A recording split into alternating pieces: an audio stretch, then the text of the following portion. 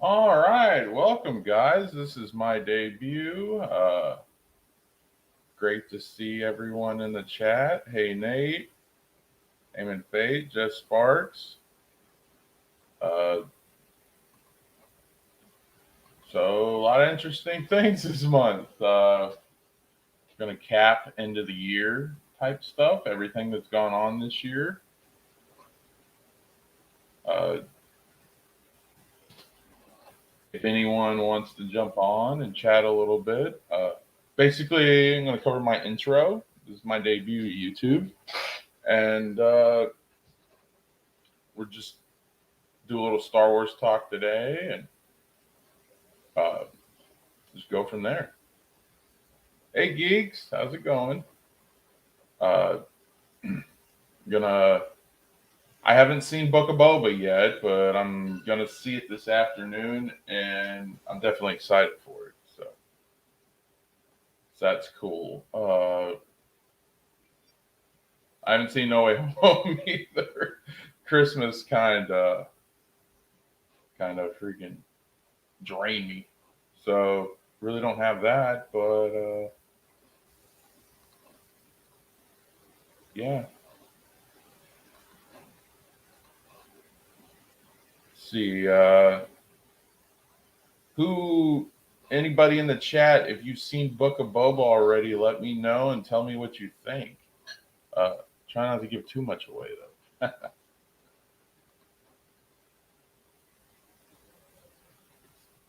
Yeah.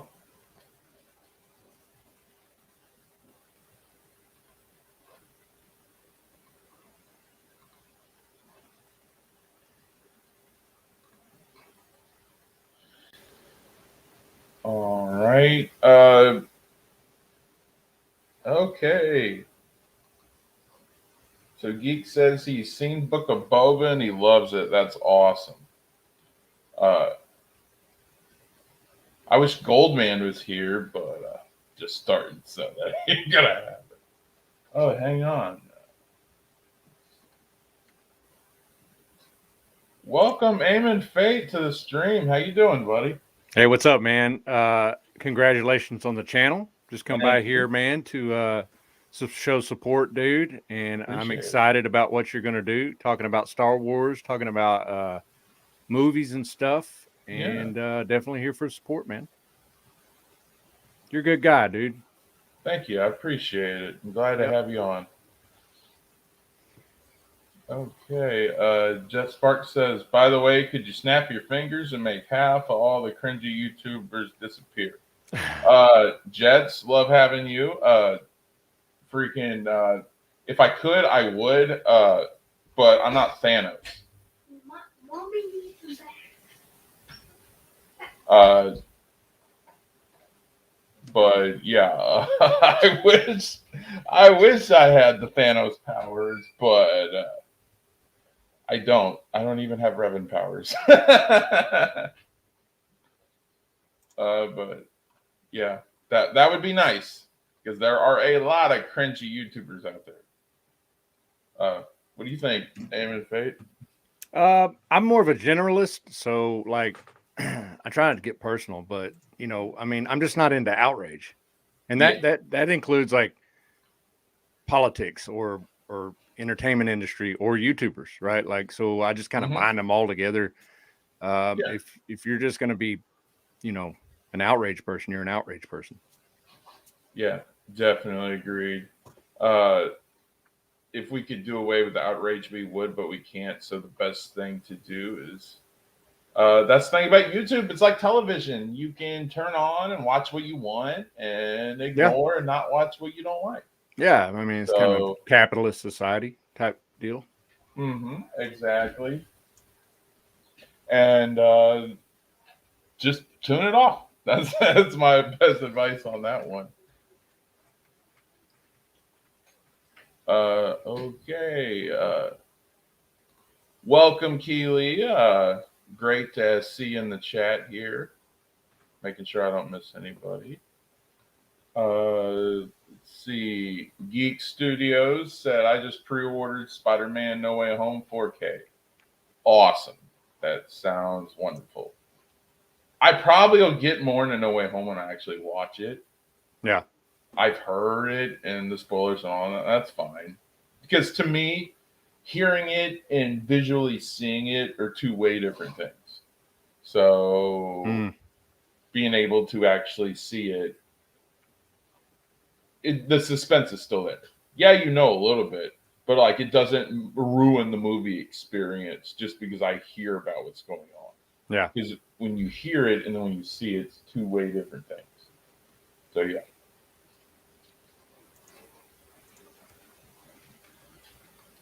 I love me some Spider-Man No Way Home.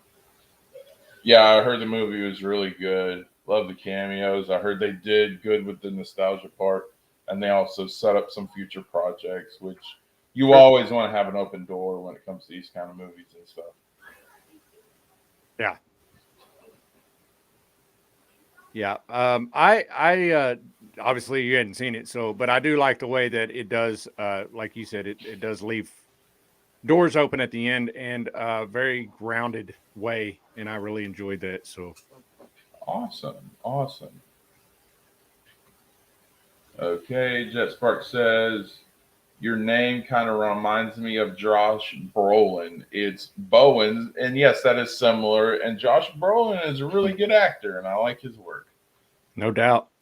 And I really like. I saw the W biopic on George W. Bush. I thought he was amazing in that. That is really good. And Cable played Cable. Oh yeah, he did. He did Cable as well. Yeah. I saw that. I like Cable. Yeah. That was what was that? Days of Future Past.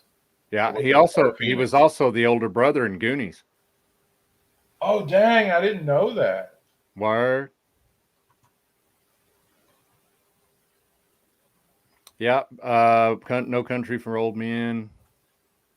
He's been in quite a bit. Let's see. Geek says if you need an intro, I could hook you up, and I do need an intro, Geeks. So that would be amazing. So just DM me on Discord. Like Geeks has his own Discord server. I'm just starting, so I'm still trying to learn all this stuff. But yeah, just I'm trying to see how to make someone mod right now.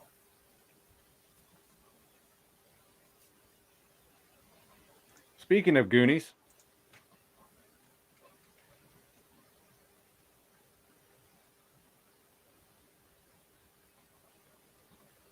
Hey, Goonies! Welcome to the stream, buddy. I appreciate you being here. His name's Zachariah Khan, but we call him Goonies because he loves Goonies. Great to see everyone here, you know. I got you guys with that community I'm associated with, and then the one I am with Max and that. They're here too. So it's like two communities come to one to show me support, and I definitely appreciate all of that. Yeah. Are you trying to figure out how to do mods? Yes. So you go to your YouTube channel and look in the chat and then right click on them, or not right click. Okay, I see it now. Yeah, not right click. My bad.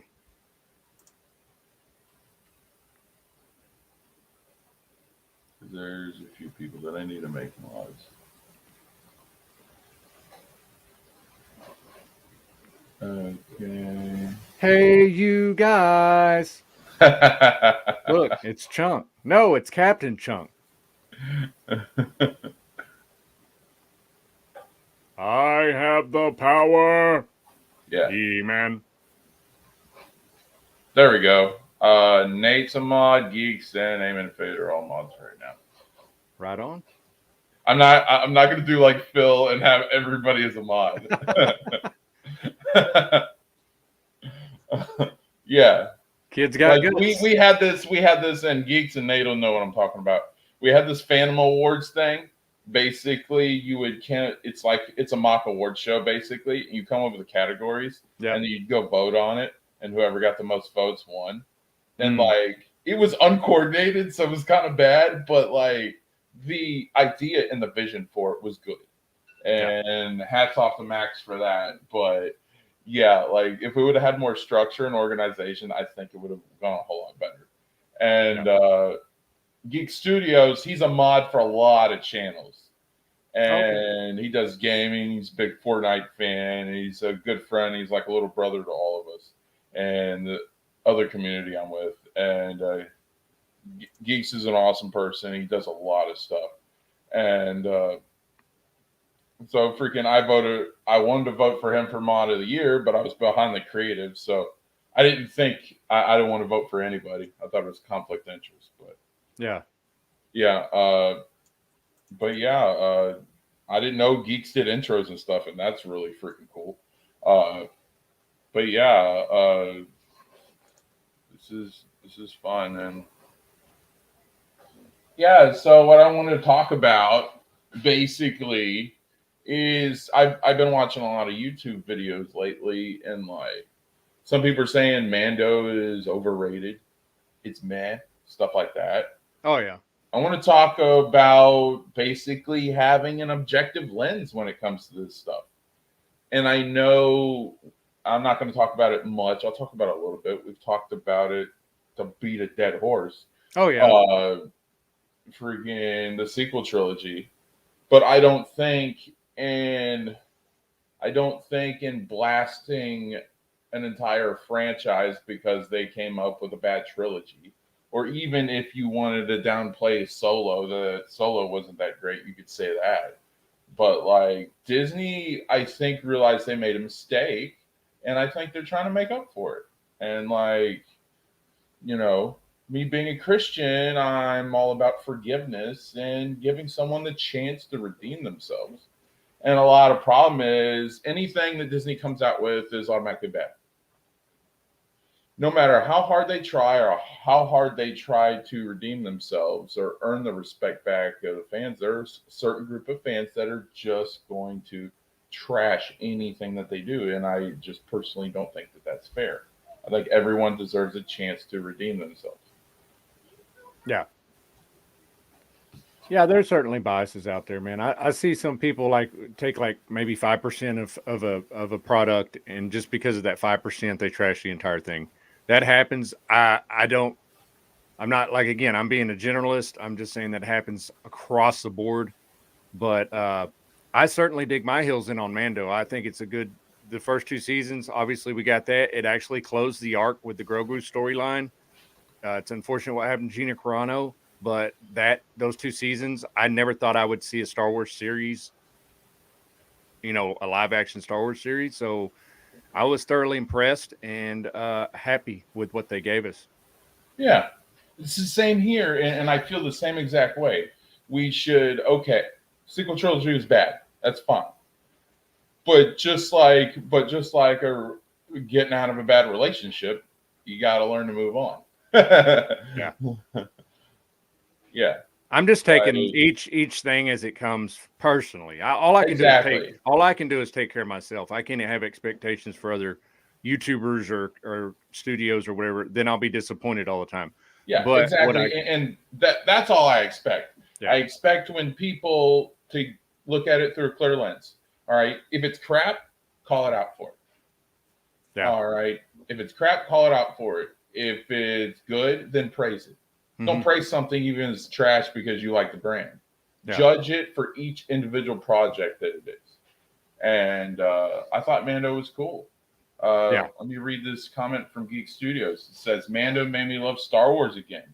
And it got my 4-year-old nephew into Star Wars.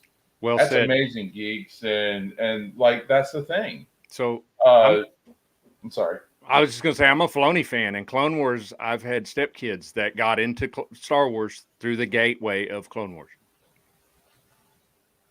Yeah, it's a lot of things that they're coming up with. I like Bad Batch because I like Clone Wars too.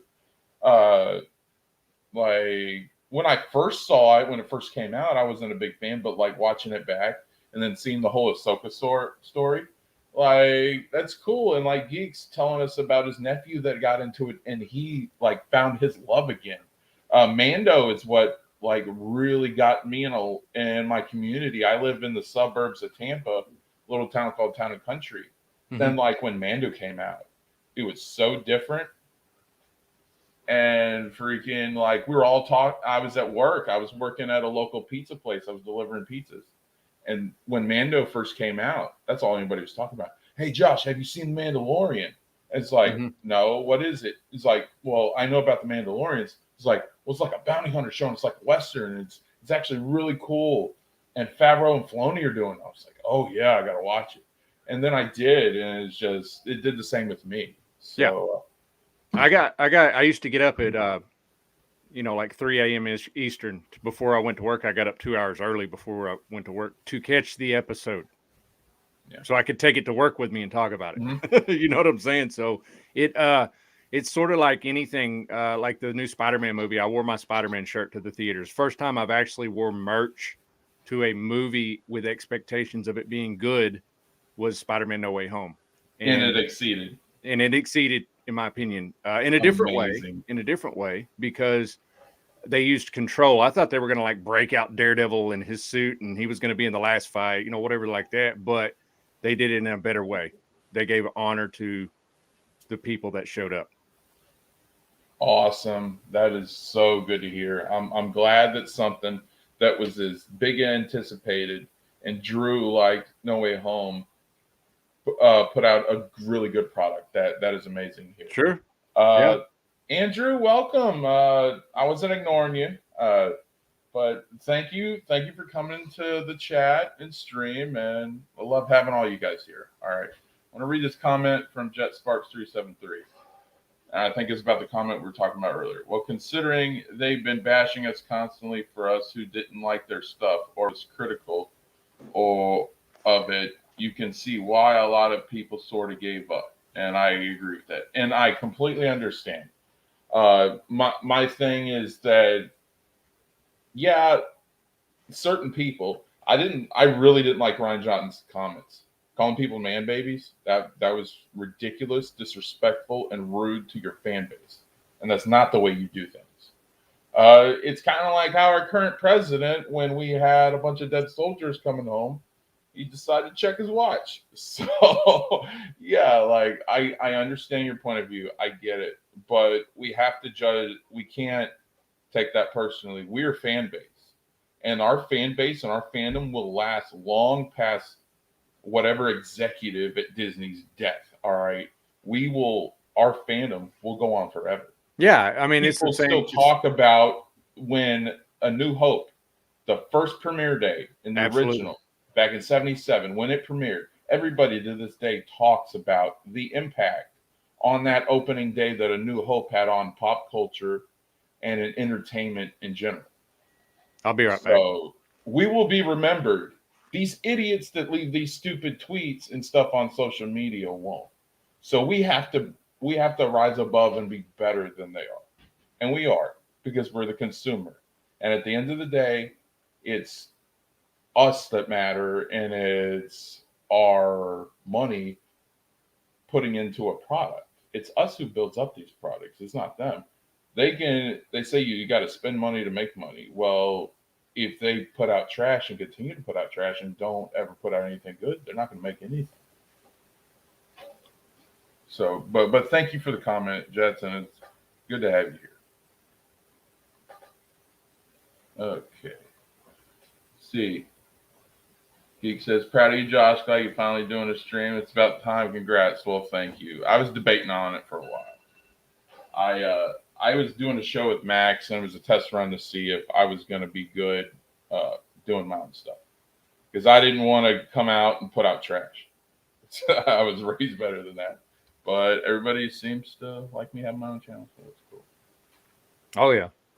Okay. It says, and people who got in Star Wars there from the old EU, like a Thrawn trilogy or the new Jedi Order books. I get it. I'm an EU guy, dude. A lot of people on the Fandom Menace side think that I'm pro sequel trilogy. I'm not really. Like, I understand. Last Jedi was not that great. And there were a lot of things in that movie that I did not like. And the other two movies to me were okay. They weren't great. They weren't a masterpiece. It's nothing compared to the OG trilogy. But yeah, I'm an old Republic era guy. Like that's what I like, and I completely understand. Man, I look forward to you talking about that a lot on this channel, man. Yeah, yeah, definitely, definitely. We'll start doing episodes and all that. And like I love Old Republic. I'm all about the EU. I am an old school, but I at the same time I want to give someone a chance to redeem themselves. It's just that's how I'm built as a person. I'm forgiving, and I want us to move on from this toxic talk of sequel trilogy. We all know it was bad. No, the sequel trilogy will never compare to any other trilogy that they've ever done.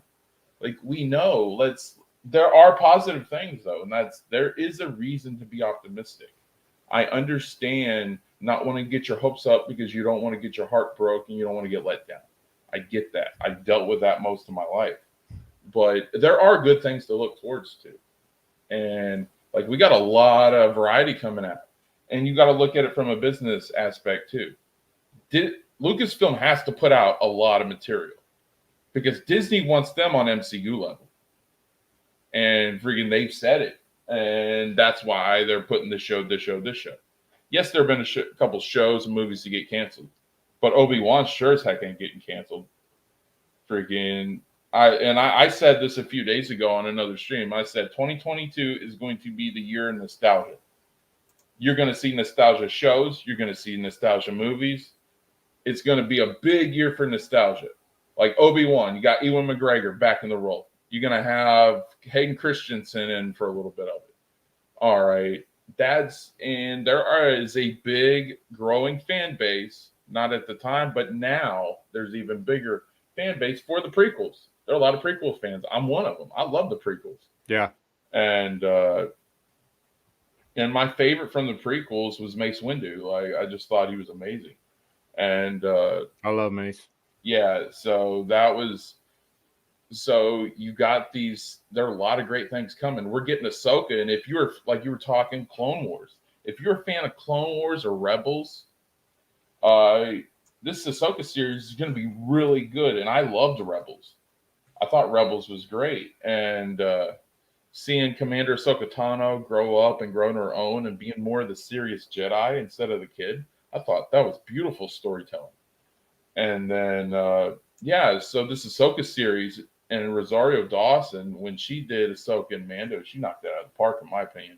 Thought she was amazing. Yeah, like, dude, I was talking about Wolverine being in a costume, and you know, it goes around. Hey, you can't do that because it just wouldn't look right on screen. And I'm like, dude, they brought Ahsoka to live screen successfully. So they could do the yellow uniform. I'm pretty sure they could do it right.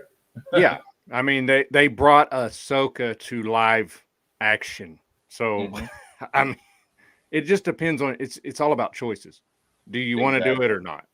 You can make it right. You could do like a fade here, a little metallic here. You can still keep the color. You can keep the color and you can make it blend. You can make it work. Yeah. Yeah. Yeah, especially if you make all the X-Men sort of uniform in the same yellow bluish type stuff, you know. You could do the Wolverine thing if you really wanted to. And I just look at so many examples. I mean, you have what was this Night Owl from Watchmen? I mean, has kind of the fins coming out the side of his head a little bit, sort of like Batman. But again, if you can do Batman, you can do. I think it's just the color, the bright colors and stuff, and it just kind of maybe look awkward, but they can do it. Yeah, yeah. And the reason why I bring that up is because people don't want to replace. It's going to be hard for people to replace Hugh Jackman. And so to see Logan, I think what they did was they were like, it's just easier to bring out a Logan and comb his hair up and, you know, do the Logan look. Yeah. And, but if you haven't already hyper developed X-Men, right, they're already established because we know origins, right? I mean, it's kind of the way they did Spider-Man in Civil War. They're just like, hey, you know, here he is. He exists. Yeah, like it's your job to read between the lines. Yeah, right. I think Tony pulls up a cell phone and says, "Is this you?" And that was kind of a throwback. Like, yeah, he's been doing this for a minute, you know. Yeah. Um, Yeah. I like Hugh Jackman, and I love the Wolverine character. Wolverine was my favorite X-Men growing up. Like, oh yeah, that's what got me yeah. into comics. He's what got me into comics for certain. Yeah, like same here. And X-Men was probably like my favorite. You want to talk about tackling diversity and all these issues in an organic way? X-Men was so perfect. Like, I loved X-Men. But Yeah. let me read Nate's comment. He says Spider-Man No Way Home is a 9 out of 10. I've been hearing that by a lot of people. I'm so excited to see that movie. I tried to download it bootleg and didn't work out for me. So I'm just gonna have to wait a little bit. Yeah. Hey Chuck D. Chuck D's here, says, what up, yo? Hey, how you doing? Okay. Geeks. They have 2 deleted scenes of Daredevil and No Way Home. Okay, cool. That's nice. There you go, the director's cut. Okay, Goonies, A.K. Zakaria says, do you guys prefer season 1 or season 2 of Mando? Ooh. I'll let you start, Fate. I'm okay. Like, I'm kind of the opposite of everybody. I love fan service. Please service me. Please wash my feet. You know, I really enjoy them massaging me, like massage me as a fan. You know, I love the second season, man. Sorry, dude. Ahsoka and Luke. I love them. Now, I like the Mando. I like Mandalore. I like Din Djarin specifically. I mean, I like his Western style. I love from the very beginning how he kind of leaned back and drew his holster pistol. You know, at the very first episode when he pulled that guy in with a line and the door closed. You know, cut his head off or whatever he did. You know, I mean, I like everything about Din Djarin, but and also obviously Gina Carano's Cara Dune, but I dig Ahsoka and I dig Luke. Oh yeah, fan service is always good. It means that the studio or whoever's doing the show or film cares about you, and that they value and are thinking about your opinion. So fan service is always a beautiful thing. For me, it's different experiences. Goonies. The thing about season 1 is you get in that first episode. So, like I said before, I had people at work, customers, it came into work and it's like, dude, Josh, we know you're a Star Wars fan. You got to check out this show. All right. So I'm like the Mandalorian. Like I'm Lore Revan. I couldn't stand the Mandalorian. So I'm going into this show thinking it's gonna be like the Joker. It's gonna be a show about bad guys. And then they flipped it on its head. And it comes in, it's doing old and gritty. I'm like, okay, this is different. And then they got the bounty on the guy. And then comes in Din Djarin with the Mandalorian helmet. I'm like, okay, so they're going with more. They're like hybriding the Boba Fett style Mandalorian, which is like scrawny and skinny and just your bounty hunter. And then you got the muscly Mandalorian that was like your old tribe Viking type, which is what the Mandalorians are based upon if you look at their lore. And then they try to mess with him, and he ain't putting up with no crap because he's Mando, a revered bounty hunter. And then freaking he just starts beating the crap out of these guys like a bar brawl. I'm like, oh, this is cool. And dope. Then he gets to the one line, which is right before they cut to the intro. And then he looks at the guy that has the bounty on and says, I can bring you in warm. I can bring you in cold. I was like, oh my God, that's freaking cool. And I was like, this dude is a freaking badass. And from that minute, that first opening scene, I was hooked. Mm-hmm. And that was the first episode of season 1. And if you're going to start with an intro scene, that's how you do it. You do something to get the people hooked. Yeah. Yes, it's Star Wars, and yeah, we know the costumes and the different characters and species, but it was like go time. You're giving me a badass good guy. Yeah.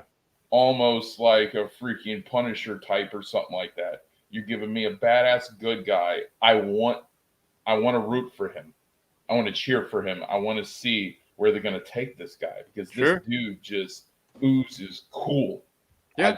I thought Din Djarin was cool. I thought he was great, and I wanted to see. And yeah, and You, like, you you don't have much time to mess around, okay? mhm. And so the first episode of any of these mega IPs in these series, right? In these series format on Disney Plus, especially, they need to come in with the goods in the fan service right up front. So I'll give you an example. What I thought was a good, I'm not saying the whole series was great. Not really is underwhelming for me, but Falcon and the Winter Soldier. The intro was fan service from, I mean, it was just crazy what Falcon did in that first 15 minutes, right? And they Oh, put him cool. in his environment, and he was fighting helicopters and stuff like that, flying around. That's how you need to come in with your character. I'm sorry, you don't have that much time to mess around. You got 6-8 episodes. You need to come right in swinging, so that way we can see them, see business pick up and them doing work. Yeah, That's all I'd say. I've only seen a couple episodes, but yeah, it looks awesome. Oh, hey MJ1, Bill Raid. There he is. Hey Phil. Sorry it's taking me a little bit to read the comments. But let me finish off the previous comment. Season 2, they brought in Bo-Katan. And like, Bo-Katan was my favorite part of Clone Wars. When they started doing the Mandalorian stuff with like Bo-Katan and Sabine and, well, no, there's Bo-Katan's sister and all that stuff. Sabine wasn't until Rebels, but all the Mandalorian stuff when got that, and then bringing Maul back, because Maul and Qui-Gon were my two favorite things from Episode 1. Yeah. So to see Maul again, and that was just freaking cool.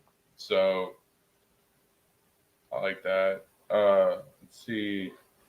But also, the reason why people are not liking the newer Disney stuff is because people are so burned by the woke politics, trying to cultivate a new fan base of people that don't even like it. Yes, Jet Sparks, I do agree in that. But at the same time, if there are woke politics, call that out. Don't create fake woke politics when there are none there. Or Like Heels versus Babyface, he said that Hawkeye and the trailer for Hawkeye was woke, and that Kate Bishop was a Mary Sue, and that was not true. All right, we can't lie about these things. It discredits the legit work that people are trying to do to call out. Yes, I am anti SJW and anti woke. I admit it. But it's like, if it's a spade, call it a spade. But don't create fake news and rumors about something just to get an outrage click or something like that, because then someone's just a hypocrite and a liar, and that's not good for fandom. What's your thoughts, Fate? Yeah, I definitely want to call out woke stuff. I was going to give the example of Arcane League of Legends. If you haven't seen that, check it out. I think it has something for everybody. It does actually check boxes, but it does it in a natural way. It's not in your face. It feels very natural. And Yeah, that's the thing. That's what I'm have looking no problem forward with. to. Sorry. No, I haven't. Yeah, that's what I'm looking for. I mean, even if you are trying to appeal to a 10% of the nation, at least they're getting something, and it felt really natural. Mm-hmm. I have no problem with diversity, different races, gender identities, all that. I have no problem with that. But there's an organic way to do everything. Sure. All right. But we can't make up fake things or say things aren't what they were. Like the biggest thing that got me pissed at the Menace was the KOTOR trailer reaction. And as soon as it came out, it was trending, it was everything, and everybody was happy. All the way from that Star Wars girl to Ryan Kendall to all of them. And all on our side, we were just so over the moon. KOTOR, we're getting Revan, next gen, can't wait. And then I saw in a couple hours, then they're like, oh, well, Sam Maggs is on the writing team. And then it went like an hour after, 90 minutes after that, oh, Sam Maggs is the lead writer. I'm like, okay, what are you basing your information off of? Well, Data Racer said it. I mean, like, well, where did he get his information? Oh, he can't give away his sources. And so I was like, okay, I'm going to do my research but then they started telling the entire internet community that an SJW writer, a pro SJW writer, is going to be doing this project and it's going to bomb and it's going to trash and it's going to be woke and all that. And so you took something that should have been a celebration.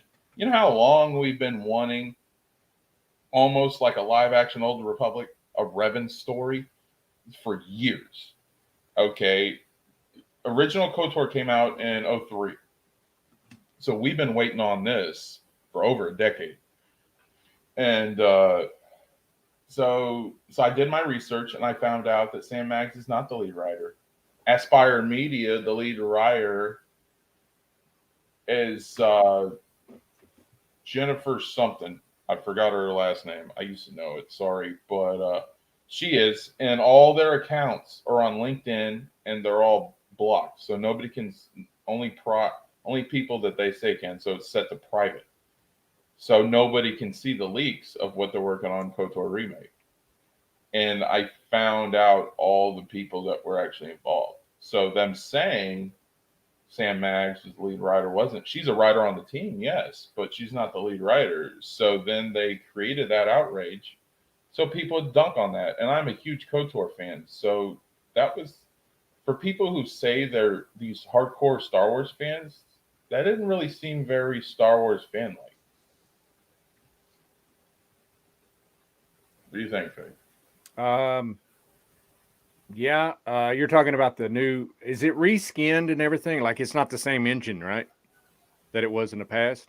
No. It's going to be used with Unreal Engine. Okay.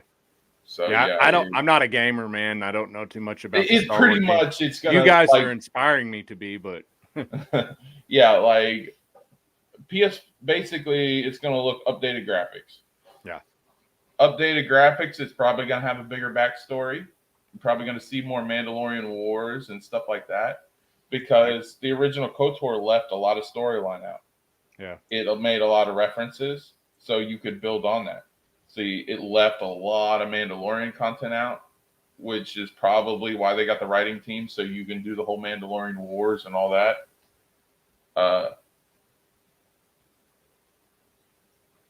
And like, so there's so much story you can go into Revan. You can talk about Bastila and what it was like for her growing up on. Well, her parents spent a lot of time in Tatooine because they were chasing the Krayt dragons and stuff. And so you could show her childhood prior to getting in the Order. Yeah. You could show Revan growing up on his homeworld and what led him to the Jedi. You can go on Malak. You can do all these different side stories. And that's what the writing team is for. It's that writing team is not to destroy the original KOTOR, but it's to make it better. It's to, and people, and Phantom Menace says, how do you make it better? There's nothing wrong with it. There's nothing wrong with it. That's true. But there's just so much in that universe you can add on. Yeah. And you could literally make that the greatest RPG in history. Like, you do these stories. Like, I've always wanted to see Mandalorian Wars. I would love to have the backstory of all of them, to have all those characters and you're see talking about where they got in game format or yeah, in game format. You could do that, which could also spin off into the Old Republic series, which they're going to be doing in 2023. So. Yeah. Okay. JetSpark says, also, I might be a sequel critic, but I'm also a prequel defender. Good to hear, man. I like it. He says, I grew up watching the prequels. So did I, my friend. So did I, and I loved it. Like the last movie that my parents and I went to a movie theater before my parents' divorce was episode 1, The Phantom Menace. And we saw it on the premiere day. So that is the last time I saw a movie with my family. So yeah, it holds a very special place in my heart. I know a lot of people hate on it, but I love episode 1. Geek says, congrats again. I got to go do some work. I can't wait to see what you do with the channel. I'll DM you this week. Thank you, Geeks. I appreciate it. And thanks for coming and checking us out. All right. Phil says, happy to see Josh making content. Definitely been an honor having him and Eamon Fade on my channel. Well, it's been an honor being on your channel, and you have given us an opportunity to get our voices out and get our brand out there. And thank you very much. Can't thank you enough. Yeah. All right. Jet Sparks again. My favorite Jedi character is Plo Koon, and just his species, the Keldor, is awesome. Yes, it is. I love Plo Koon. I like how powerful he is, but like Fate was saying earlier, controlled. Plo Koon is the one Jedi that could go toe to toe with Yoda, and I love Plo Koon in Star Wars, and how when no one would mentor, well, when everyone was too busy to mentor Ahsoka, Plo Koon always found time for it. Plo Koon reminded me of Miyagi. Right. So yeah, I like Plo Koon. Big Chuck D just stopped by, gave a like and share. Thank you. But I'm not a Star Wars fan, so I'll head out. Chuck D, we can cover anything. I'm also going to be doing some wrestling shows. Yeah, he'll get into that. Saturday, we have the Day One wrestling pay-per-view with WWE. So love to have you in there. And also, chat, if you guys want me to do a topic, just send me a message on the channel, or I'm on Twitter or Discord. Saggy Melon, she has a Discord server run by a really good guy named Hans. Also, Geek Studios has his own Discord server. So just hit up one of those two or myself on Twitter, and we can get you in those communities, and love to have you. And that way you can stay connected and just have people to talk to if you're bored or lonely or whatever it is.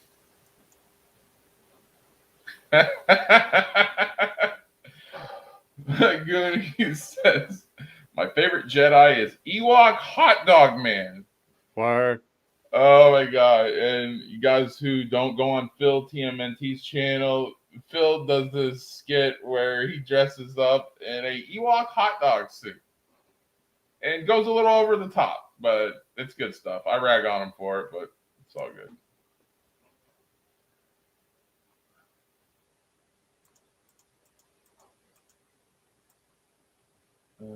Okay. I'm looking, just trying to get through all these comments. Phil says, yeah, the Spider-Man movie is really good. I imagine. I think he's seen it like 14 times. Okay, MJ1 Media says, just too bad that Lucasfilm is confusing Jedi with X-Men. I've seen some of the recent comments on the High Republic stuff, and I can't disagree on that one. You are right.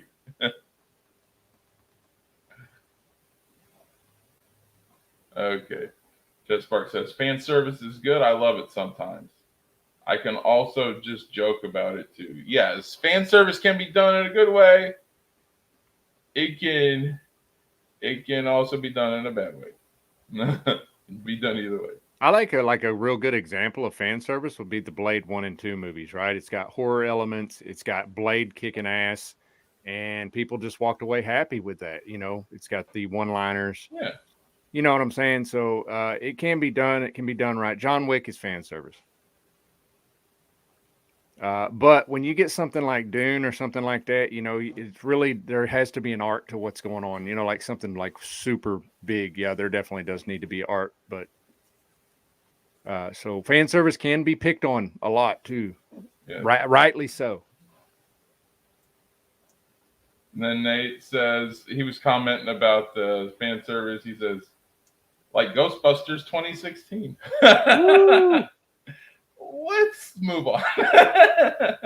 I'm calling. Most people don't even talk about that. Like, I didn't even know it was actually out. I thought it was a bad project that they like pitched the idea and then just nothing ever happened. But then some people say it actually came out. Well, I think what's going to happen is the next movie is going to be Ghostbusters Multiverse. Oh, here we go. Everybody's going to do a multiverse. I can see that. I can totally see that. Oh, man, you talk about mad. People are gonna Oh be yeah, outraged. everybody. There's Like the DC outrage. started with this multiverse crap way back in the day, and now everybody's gonna be doing a multiverse. Like they even did away 2016. in Rebels to create a multiverse in Star Wars. I'm like, Oh, good yeah. God, when Star Wars has a multiverse. Oof. All right. Jet Spark says, I think the best characters out of the Mandalorians beside himself was, of course, Cara Dune, Greef, and Migs. Yes, but Fate was saying, season 2. Oh my God, the goosebumps I got when they brought Boba back. And by the way, guys, I've always been a huge Boba Fett fan. So this is why me and people like the Gold Man will always butt heads. Because he dunks on Boba all the time and thinks he's overrated, and I think Boba's great. We wouldn't have Mandalorians if it wasn't for Boba Fett. Boba Fett is the reason why we have Mandalorians and the lore and all of that. So all the success is due to the original idea of Boba Fett and his bounty hunter character and stuff like that. I think Boba's amazing. He's my favorite bounty hunter of all time in Star Wars. So Boba coming back, and then I didn't think Rosario honestly could pull off Ahsoka, but I was so happy to be proven wrong. Like I did not understand or was gracious enough to get the Ahsoka character until I watched the Clone Wars, and yes, I watched every single season. Yeah, And then I saw the Ahsoka character, and I saw how she developed between Clone Wars, Rebels, that type of stuff. And then I went back and watched Mando season 1 and 2 again. yeah. And then I saw it, and I was like, oh my God, it's so freaking beautiful. This is beautiful. She's an amazing Jedi. Mm-hmm. I loved her. It was okay. Of course, I like Jedi and Sith and the lightsabers. That's my bread and butter in Star Wars. But watching the animated and then going back and watching season 2 again for a second time, it was, I had a newfound love and respect for the Ahsoka Tano character. Sure. And then saw okay, I can judge it from this lens. If I don't know much about Ahsoka, how can I judge if she's being played good or not? I got to educate myself on this character. And so I did, and I watched Clone Wars, and I watched all that stuff, and I went back, and I'm just like, Rosario Dawson did amazing. And this Ahsoka character is so freaking cool. Like, so, yeah, I ended up going back loving it. So I lived Clone Wars. I was watching it in real time as it was coming out, and I did not like Snips. Yeah, she was annoying. Snips. And then fast forward, right? The last 4 episodes of the entire series was hers, right? I mean, Yeah. it was, and now she's hanging on my wall. So I mean, like, I'm a fan, you know. But I did not like her at first. Just like I didn't like the prequels when they were coming out. I did, but I didn't. I hated the midichlorians and all that stuff. But yeah, because it kind of throws a wrench into like what you originally thought Star Wars was. Right. Well, I understand the criticism over takes the mystique of the Jedi away. Yeah, a little bit when you start revealing too much. Like I didn't like the Wills at first. Right. It grew on me after time, but at first I didn't like the Wills. Yeah. Because I mean, would you want Doomcock to show his face? You know what I'm saying? It's kind of like that. You want the mystique, right? Yeah, like the Force is the Force, and it's supposed to be a belief, a feeling, that type of power. And then you got 3 people who are like, give you all that power. Yeah, but I got used to it over time. So yeah, I did too. And that's a matter of fact, that's what I was concluding was the simple fact that I didn't like Jar Jar Binks either, but I pined for those days. Sometimes I actually didn't mind Jar Jar. He was a comedy act. I like him now. He was funny. Freaking he helped everybody. Jar Jar was so clumsy. He gave Liam Neeson punchlines, and I didn't even know Liam Neeson could have punchlines. Yeah. So yeah, but Sky guy. yeah. Oh my God, he had at the time when I was a kid, his sayings were iconic with us. Mr. Jar Jar Binks, Mr. Humble Servant. Like we Yeah. just thought we thought Jar Jar was funny. Yeah. We thought he was a funny comedy character. We didn't know that he was supposed to be a star. That came out later, but like he was a star at being funny. He was a comedy element to that movie. Sure. Episode one, it was fine. No, Like, okay, it's you a got your great draw. comedy bits. Now let's get serious. Let's show some Jedi kicking ass in the desert, and I loved it. Like, yeah. I All mean, right. you have to embrace your inner child to be a Mhm. fan of this stuff. So, like for example, it'd be like your older brothers, like that show's stupid because of that guy. But really, Yeah. man, it's the entrance. It's a gateway for a lot of children to come into the Star Wars lore. And Yeah. What people got to realize is the movies. The movies are for the kids. The series and the games are for us older people. The series, the games, the books, that's for the adults. But mostly they try to garner it for the kids. sure. I mean, like, I think they started doing that around Return of the Jedi, the Ewoks. Ain't no grown ass man gonna be holding a freaking teddy bear, or in the game Star Wars gaming community we call it murder bears. Yeah. And freaking ain't nobody gonna be holding a freaking teddy bear when they're in their 30s and 40s. All right, like so the Ewoks are straight up for the kids, and they even tried to do that movie. That was kind of boring. Well, some people may have liked it. I don't want to dunk on I people did. who liked it, I did. but it wasn't for me. I can actually look back and see what people are saying about Jedi. But during the time, man, I was a kid, dude, and I was into Yeah. it. It's the same thing with Jar Jar for people that age. Mm-hmm. You know, so it holds a special place in my heart, and it's just the way it is. Yeah. All right. Just Spark says the Mandalorian was really good. At least I know John and Dave were trying. They always try. Dave Filoni has some great ideas, but he needs someone to filter him. That's Sure. facts.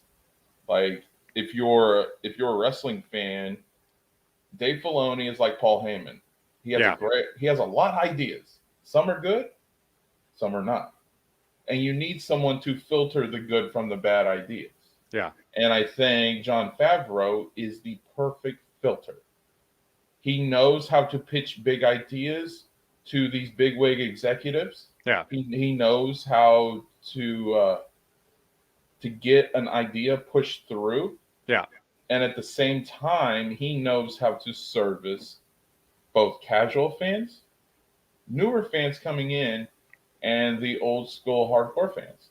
Well, another way to use the Paul Heyman reference would be in the simple fact that Dave Filoni could be actually Brock Lesnar, who doesn't really know how to communicate or express what he's doing, and Paul Heyman is Jon Favreau. Yeah, comes in or and, either way you want to say it. Yeah. Right. Like, I mean, I love wrestling references, man. They're easy to understand as analogies. Yeah. Like that's what I heard about Paul behind the scenes. He would pitch all these ideas. Half Yeah. of them were good, but half of them were bad, and he needed Vince as a filter, and that's. But he's damn good on the mic, man. Mm-hmm. Exactly. I love the part where the troopers punch Grogu, and later IG-11 comes in and beats them up. Does a rock bottom on one of them? Yes, he does. Yes, I like that too. Goodies.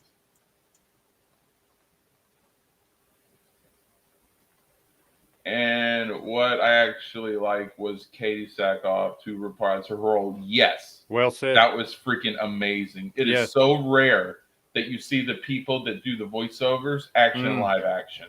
Yeah. I actually love that. We may get that with Thrawn. I don't know if he really looks the part, but we'll see. Yeah. I want Darth Maul to be, I think he meant to say Sith Master. I mean, Phantom Menace Maul. Either one would be cool. I don't want to see the crazy legs, but I think Ray Park played Maul. Well, there was an actor who played Maul, and then they had a voiceover.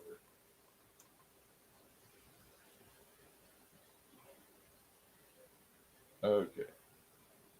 Phil says, "Yeah, I'm excited about the KOTOR remake. Maybe a tad worried, but I'm wanting to give this remake a chance." Okay, let me clarify because you knew I was going to talk about KOTOR. Freaking the lead writer, the actual lead writer for KOTOR remake, she is also behind Skyrim and Lost Planet and those type of games with beautiful story arcs and good storytelling. All right, and oh yeah, she's also behind Elder Scrolls. If you're into that game, and I heard that game was really good. So no worries, no worries. Yeah, of course, it's a Disney Lucasfilm project. You're gonna have at least one SJW writer, no matter what game you put out. You're always gonna have. You have to have that one to be the representative for that community. So you're always gonna have one, but it's not the lead writer, and the lead writer is the one who makes all the decisions. So I think we should all be good. I'm not trying to tell you how to feel. I'm trying to ease the worriness and if anybody has any reservations. I just don't want you guys getting bent out of shape because you're all in this chat are great people. You love Star Wars just like Fate and I do, and I just don't want you to get overworked. No worries, things will be fine.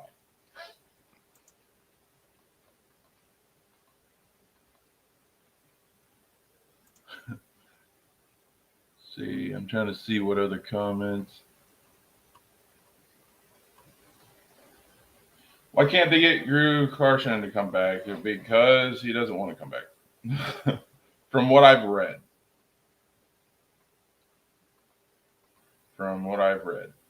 Also, Jess Spark says Reverend Bassler meant for each other. Yep.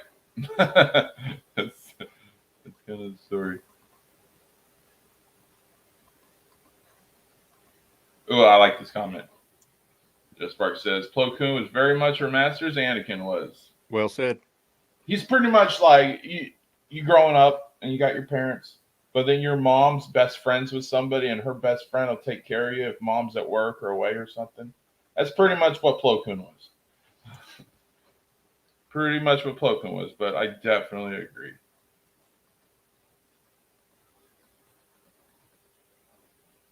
Hey, Zeno! No, you did not miss the show. We are still going. Let's see. Spark says, well, in Legends, he actually managed to get a green lightsaber and actually rule over Mandalore more. I think they're talking about Maul. Yeah. No.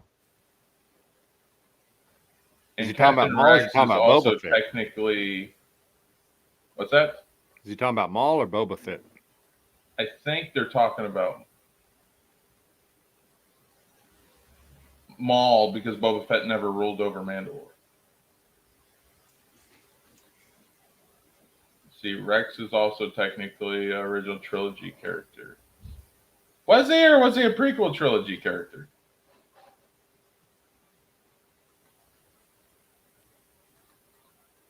Either way.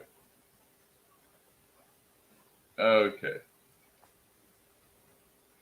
Okay, he's talking about Ghostbusters. I brought up the Ghostbusters multiverse.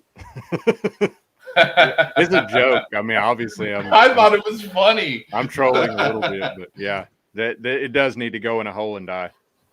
The 2016. All right, Zeno says I like the Ahsoka when she first appeared. Yeah. Calling Anakin Sky Guy in Whatever the you movie. say, Sky Guy. I did like Sky Guy. Snips and Sky Guy. I did like Sky Guy. That was pretty good. Goonie says I need to watch Clone Wars. Yes, but take your time with it. Don't try to rush or make it a chore like I did. Because there were a couple episodes in like season 2 that I skipped, and I shouldn't have done that. I should just. I will be the first to admit that any of those series, they have filler episodes, and what I mean is that they're just a lot of meh or blah episodes. But I'm like, I have such a different take on things because I watched the Clone Wars in real time, where a lot of people now that have an opinion about what's going on in Mando and stuff never even seen it. They've never even seen the Clone Wars. You know what I'm saying? So like, Yeah. Well, certain things out there blow my mind. Like I was watching these reaction videos, and there were people who are fans of R&B and hip hop, and they never heard of Coolio or Gangster's Paradise. oh wow, Me and Nate were talking about this the other day. It was like that just blew my mind. yeah, Like I grew up in the '90s, and one of the top 5 biggest hits, not just R&B, but hits in general, pop hits, was Gangster's Paradise. Like everybody knew it. Everybody was bumping that song. sure. Everybody loved it. Like, and for someone that's like into that kind of music, that's not like hasn't even heard of it, I was like, wow. I mean, Weird Al did a parody of it, Amish Paradise. I know I've heard that one too. So when It's somebody just does like a the beat parody and take everything, on your and movie, now, like I wonder how much they had to pay Coolio because they got it. They had it in the Sonic 1, the movie soundtrack. yeah, Yeah, but Jeff Spark says, wasn't the Wills like one of George Lucas's original plans for explaining the Force? It could have been, but like people, this is the problem that I have with the minutes.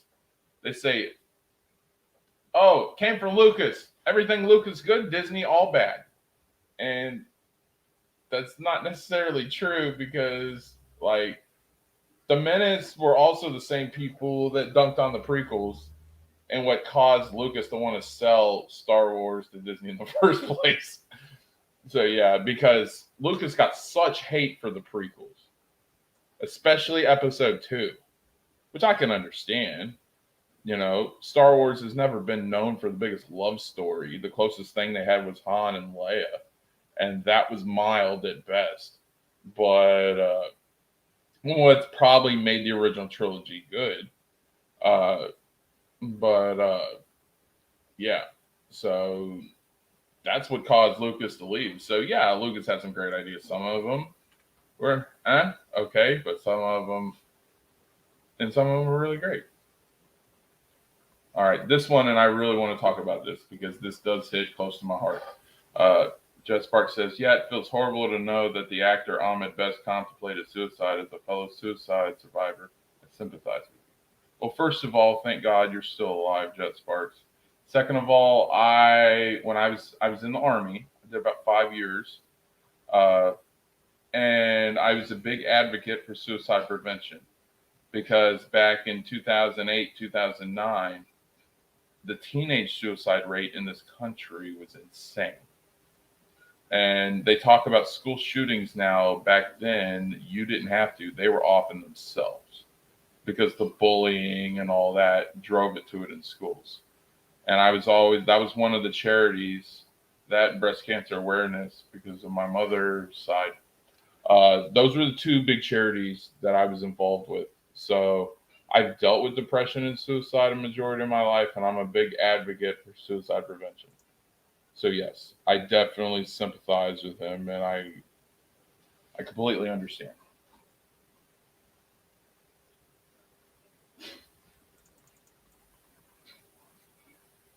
Let's see.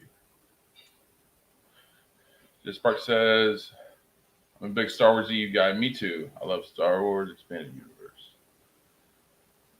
Let's see. We know Fate loves the EU. I'm getting into it. Oh, this is interesting. Zeno says the original title of A New Hope was Journey of the Wills. That would have been cool. Yeah, I never heard that. Again, I'm just a dabbler, guys. I just know a little bit about everything. I'm not a Star Wars aficionado or a comic book expert by any means. I've lived a lot of movies, man. Yeah. A lot of television series and stuff.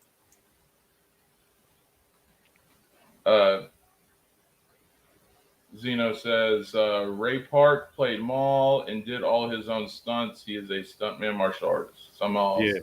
did his voice, which is what I was saying earlier. Nate, I'm trying, buddy. I'm not trying to rush, but you're doing great. I'm honestly not trying to rush, but at the same time, I'm trying to make sure that everybody's comment, or not everybody, but close to everybody's comments are being read. Burke says, No, Boba Fett in Legends actually did try to take back and rule Mandalore and get the green lightsabers. There's artwork. Okay, that would actually have been really cool to see, either an animated or live action. But they don't have any source material to go off of, according to Kathleen Kennedy. She doesn't go off of EU. That's the thing. I can't defend that, dude. It was a BS comment, and we all know it. Oh yeah, Like, I don't care what side of the fence you're on, saying you do have source material. that's You an refuse to offense. acknowledge what the source material is. That's an offense. Just like when they fired Gina Carano and she came out with a statement. I mean, just bad timing, man. Yeah, like, and all that was because of the size of Kathleen Kennedy's ego. Her ego is so freaking big that she's gonna throw everybody under the bus. She was threatened by Gina. She was threatened by Patty Jenkins.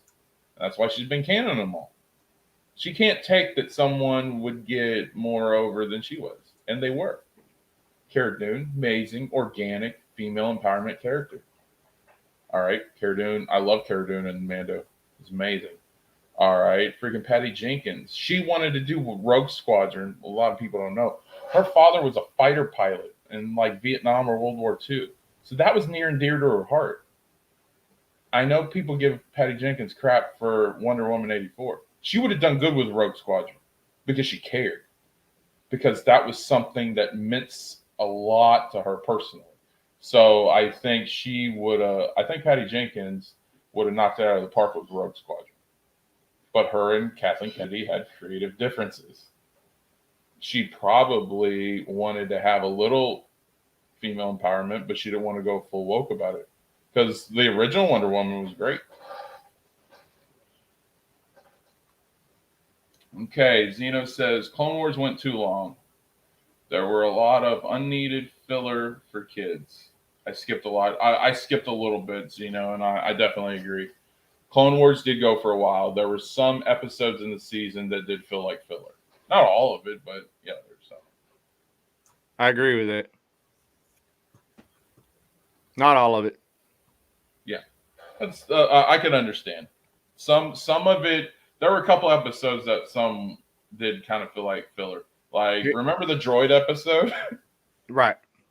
that felt like filler. Yeah, or the romantic encounters, but the the Padme, the other her friend, and then Anakin. Yeah, that one. And then there's a few of those like that. But here's the thing: Clone Wars in total is relevant. Star Wars. Yeah. All right. Nate says Gangster's Paradise is fire. Yes, it is. Gaming or what says, hey Josh, stop by to show support. Thank you, Gaming. Glad to have you on the chat. Gaming.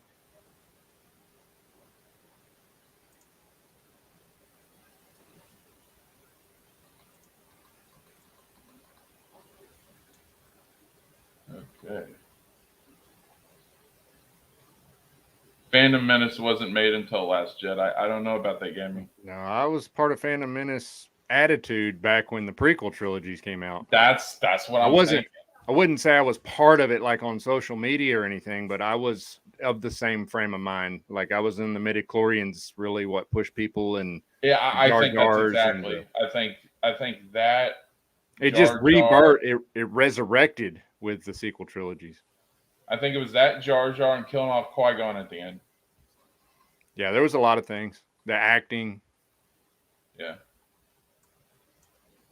Like I said, I like episode 1, but I can understand people's criticism, though. Yeah. And it's called Phantom Menace. That's a complete knockoff of episode 1. So if you're starting a fan movement, it's like the freaking Snyder fans. Some people call them a Snyder cult. Some people call them the Snyder versus Snyder cut. That's due to the Justice League. So they started that movement. They didn't start during 300. They started that movement for Zack Snyder Justice League. So. But yeah.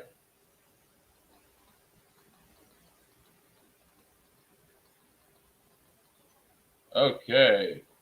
Nate says The Force Unleashed 1 and 2 is great. I have to agree. I still have Force Unleashed 1 for PS3 Steelbook. I got the special edition, and I am a huge Sam Witwer fan, that's the one they CGI'd as Starkiller. Yeah. And he does the voiceover, and it looks just like Sam Witwer in real life. If you don't know Sam Witwer, he was on the show Smallville. He played Doomsday. And he was also he was the bad guy in season 4 and season 5 of Supergirl. And he is a really good. He also did Being Human. He played a vampire by the name of Aiden, and he's a really good actor, and I'm a huge fan of his. He's the voice of Darth Maul, right? Oh yeah, he's the yeah. You're right. I forgot about that. Yeah, and Clone Wars and stuff. Yeah, he was new Darth Maul. Yeah. Well, anyone who did Maul other than Episode 1, I consider new Darth Maul. I think was about a year ago they kind of did an information dump on George Lucas where he was talking about how he was going to have Maul survive the OT era and then come out the other side as a crime lord and bringing his apprentice with him, which would have been Darth Talon. And then the culmination would result in Leia ascending to the throne as a Jedi Empress. Did you hear that? No, but that sounds interesting. That was a dump of information. It came out back in, I think, during the Mandalorian last season. That was a Lucas idea before he sold to Disney.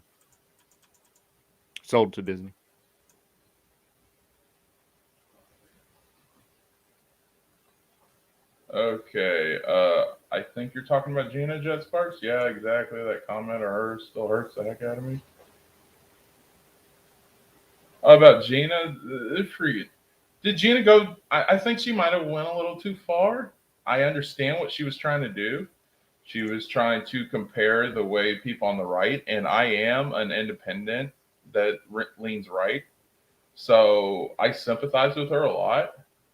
But you never want to use the Nazi comment. It always infuriates someone. So I think there could have been another way to still emphasize the same point, but without using those words. Because you do that or say anything Hitler related, it's bad. Just uttering the words is bad. And then Jet Spark says, yeah, I mean, The Mandalorian built up a fan base of Star Wars characters to love. Yes, they did. And I'll be honest, and I want your opinion on this, Fate. I didn't think Grogu was going to get that over. I like Yoda and the character and their species, which is unnamed still to this day. But I didn't think Baby Yoda was going to get over like it did. And it freaking amazed me to see how over it got. Yeah. Like, that just shocked me. It was like, because Baby Yoda's still everywhere. Baby Yoda sells like hotcakes. Nate says exactly Rogue Squadron would be fire. Yes, it would. For the simple fact, I'm not the biggest Patty Jenkins fan. I don't even know everything she's done. But I know she was good at Wonder Woman. And I know that story meant the world to her. And to see someone get that passionate about a project, 9 times out of 10, not all the time, but 9 times out of 10, it's going to be pretty good. So, yeah, I would have loved to see a Patty Jenkins Rogue Squadron movie. That would have been cool. All right. Says, yeah, and hearing her story that she had a father in the Air Force that made it all. Yes, it did. All right, here we go, Zeno. Kennedy was correct. There was no source material. The EU wasn't source material. Lucas sometimes pulled ideas from it, but the EU is never canon per Lucas's decision. Yes. Zeno has a tendency to troll, but he is correct. It's like the whole source material and canon is all perspective. All right. It's from her stance. Kathleen Kennedy didn't want to go EU with anything. To her, Star Wars pretty much started when Disney bought it. And Kathleen Kennedy pretty much goes off of the movies. So when you're trying to create these new characters, there was no indication of a Ben Solo or a Rey Palpatine from any of that. So from that aspect, yes. She didn't, and that wasn't source material, but she didn't want to go EU with it. They even cut out Revan from Rise of Skywalker because they were going to do some Revan references, since Revan, I think, became canon the year that they did Rise of Skywalker. But yeah, so they cut out completely EU stuff. So yeah, I understand both sides of the argument. But yes, and they're both legit, and both sides are legit because it's a point of view, like Obi-Wan always taught us. So maybe one episode of filler is okay, but most of the story needs to stick to an arc. Yeah, it does. Well, like most episodes are pretty good. I'm not dunking on the Clone Wars. It's just there were a couple episodes that were filler, and you could tell that they were filler. Clone Wars was amazing, though. Nate says, no, Josh, it's the Snyder Group. Okay, I know that they make noise, and anytime Zach does something, they jump like he just had a baby. That's all I know. He said, I saw Batman versus Superman at Palms Hotel in Las Vegas. The only thing to say was it was just as I couldn't buy Jesse Eisenberg as Lex Luthor, and of course, Martha diffusion tactic. Yeah, I did not like Jesse Eisenberg as Lex Luthor. I thought that John Cryer was a better Lex Luthor than Jesse Eisenberg was. I wasn't a big fan of BVS either. No. All right. The name Phantom Menace wasn't started until Last Jedi, but the attitude began after Phantom Menace with all those licenses claiming that Lucas ruined their childhood. Just to let you know, Zeno is very anti-Phantom Menace, but he does have a point. Yeah, that's probably true. I mean, I was just gonna say, we were talking about Phantom Menace in the mid 2000s. Yeah, I wasn't part of it though. I had the same sentiments, but I wasn't, like I said, I wasn't running around with that crowd online or anything, and it just died out. But the Last Jedi thing is when they really started getting traction. But yeah, I was involved in blogs and stuff too, and they were just dunking on the prequels, and it pissed me off. I remember, and so like after the prequels, I stepped away from Star Wars for a while. Like I didn't see Clone Wars season 1 live. I had to go on. I think Revenge of the Sith sort of was like a good, like it sort of brought everybody back. You know, it was a real good flick, man. Yeah, I had to freaking catch it on replay because this is before DVR. Or I just didn't have a DVR, but freaking. I had to catch Clone Wars on replay, and they used to do that on the weekends, and so yeah, man, this chat is active. I love it. Oh, I'm telling you, dude, you're blessed, man. You got a good show. I know, my first stream, and I had freaking 22 subs. Thank you guys so much. I definitely appreciate it. Now, that idea for a movie and a game would have been awesome to see Darth Talon. Yes. But I know she's a part of Dark Crates once in Empire. It'll happen eventually. Trust me. They're going to run out of ideas, Jet Sparks, and they're going to do it. And plus, like, I don't know how much you guys play mobile app games, but I'm playing Star Wars Galaxy of Heroes. It's a mobile app game you can get for free on your phone. They just released Darth Talon. They didn't release Crate yet. But they just released Darth Talon and Mara Jade. And that was like they did a legend. They did those two. They did Dash Rendar from Shadows of the Empire. They did Starkiller. So there is Disney Star Wars content that's starting to introduce more EU characters. I'm not saying it's all going to happen at once, but say maybe over the next 5-10 years, we might start getting some more EU into Disney Star Wars, and it could be a good thing. I'm like with this Old Republic series, and especially with the Obi-Wan and stuff. I want to see how they use EU characters in a Disney setting, and if they show respect, you let Favreau and Filoni do it, it's going to be done right, in my opinion.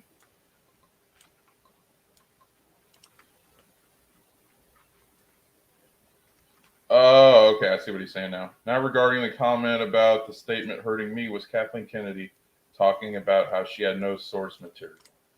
Yeah, I can understand because you're an EU fan like I am. Once I deep dive into it, that's her own perspective.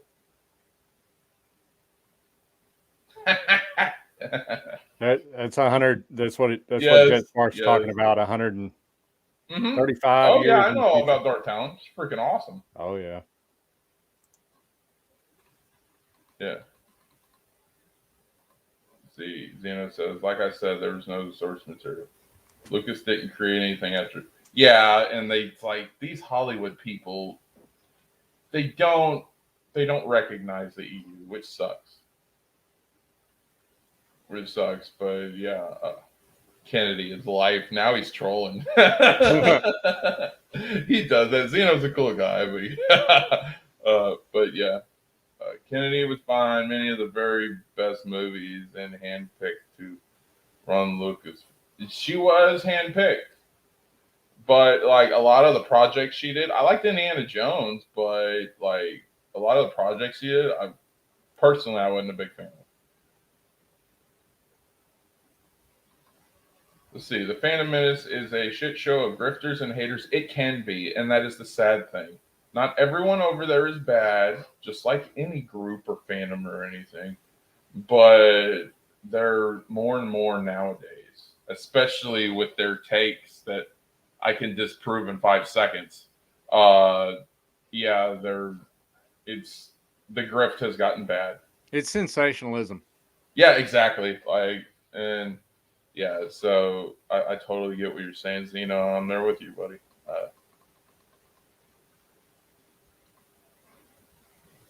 See, Jeff Park says, I love the original 6 films and agree with a lot. Say about the yeah, but that's at the same time, that's how they get people. Do you think that the Phantom Menace would be as successful if they didn't have a way to tug on your heartstrings? Yeah, and they're good at it. That's the thing. I used to be part of their fan base, and then I saw how they really were, and that's why I left. But yeah, and so like, yeah, we know you don't like them, Zeno. I personally love all 12 theatrical Star Wars films, and that is awesome, Zeno. Like, if a fan can get into a film, especially any film with a franchise, it's a success. Like, imagine when they first started doing movies. So they wanted to put together film that is like life and tell a story and get people invested in that story, which is what we know as movies and theater and all that stuff now. But imagine originally pitching the idea of doing a movie and make it appealing and making it profitable. Like, and to see how we've come from the beginning to now. But yeah, I did for the most part, like I said, it's just some of that PC stuff that they did in Last Jedi just didn't set well with me. And in Force Awakens, I thought that I was under the impression that Finn was gonna be a big role, an integral role, especially with the Force and everything. That's just what it felt like to me. And then it didn't happen. So I'm not gonna say I was irate about it, but I was very disappointed. I was very disappointed. I thought Finn had a great story arc and he was going to be a great character. And then it just like they totally turned on the first movie when they did the second one. And the second and Last Jedi didn't feel like it blended in with Force Awakens. So personally, that was my issue with that. Anyone remember the Samurai Jack animated style Clone Wars shorts? Yes, but barely. I love them. Okay, Big Chuck D, good. I'm glad you came back, buddy. Just a fan of the three original films. The rest never watched from beginning to end, nor cared. Hey, I get it. You got fans of all walks of life, whether it's the movies, games, comics, uh, series, whatever it is. We just appreciate your company, Chuck. Yes, we definitely. uh,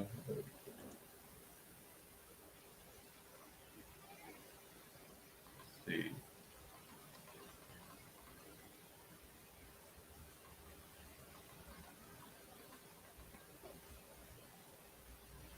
Okay, I think we're finally caught up. Are you caught up? Uh, Zeno says Finn was okay. Just because he used a lightsaber didn't mean it. You're right, Zeno. It doesn't mean he had force powers, but like the way they were setting things up with him and Ray, and they were, he had to earn her respect and acceptance and all that. I thought they were going to do something with Finn and Ray.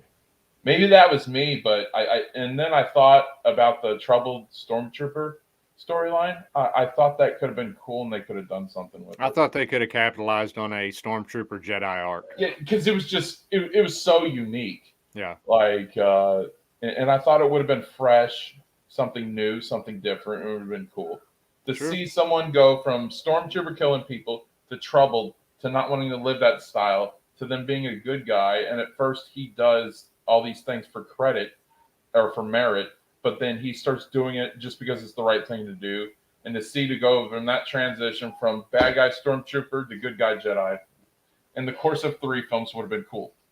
Like maybe that's me overhyping it, and if that's the case, then that's my fault, and I apologize. But that's just I thought that would have been cool, and that was just what I was expecting. I really like the Finn character, so the fact that they had Rose Tico come in and dumb him down, I was not a fan of it at all.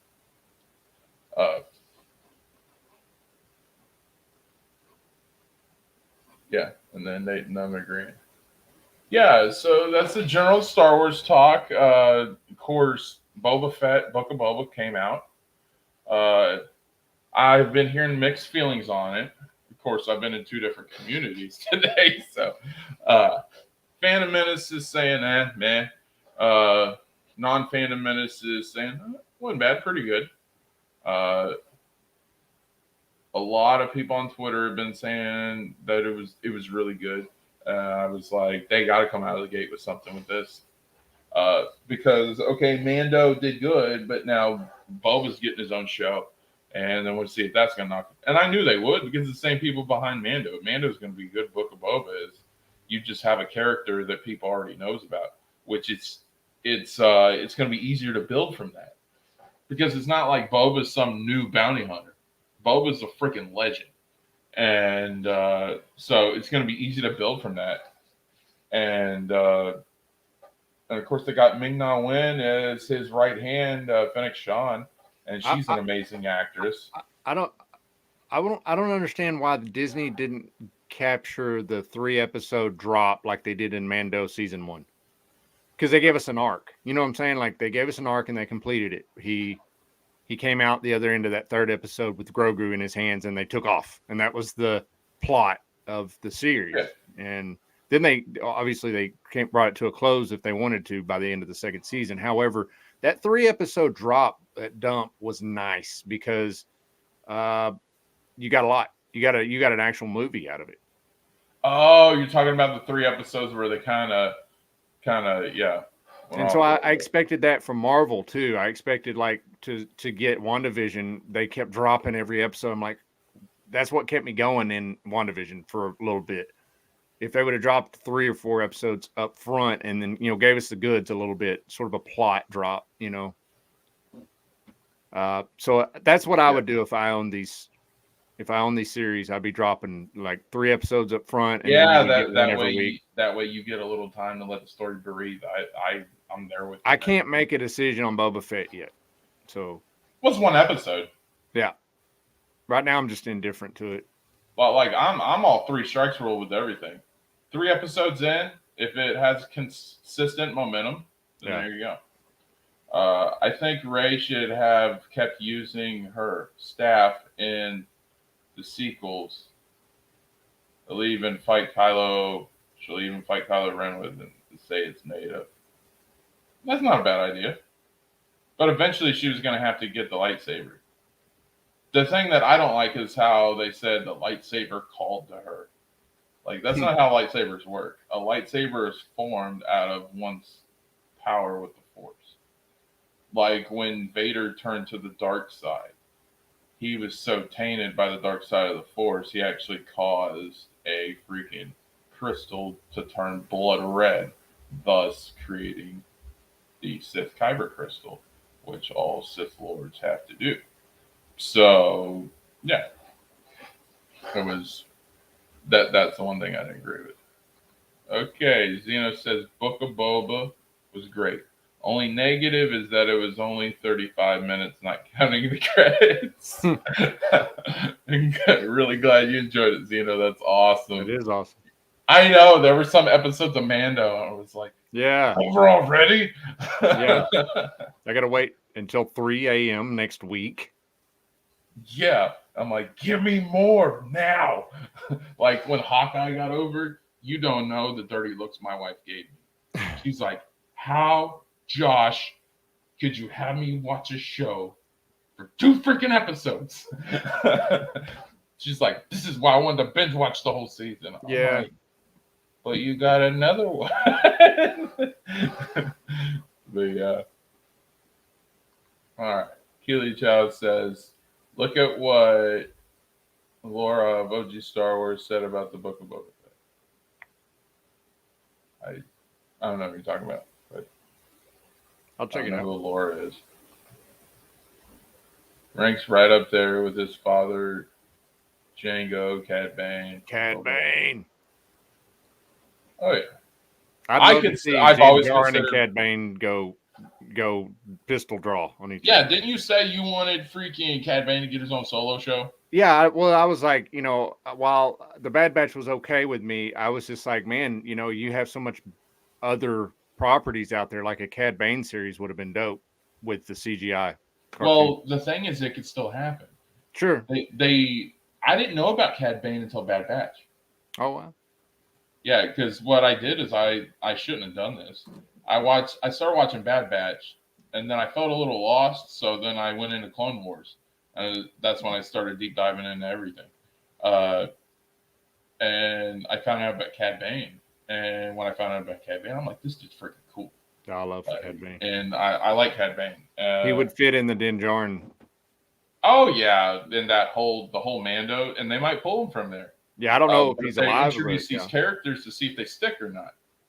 They didn't know if Cad Bane was really going to stick or not, because a lot of bounty hunters don't. Like Bosk never hit. Yeah, and I like Bosk, but he never hit.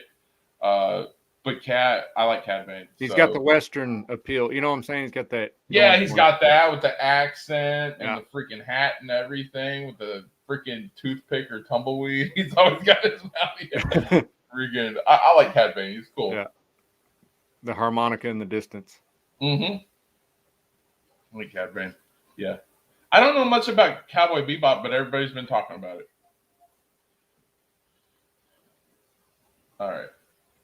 The Bad Bad kind of did that starting with an hour's setup.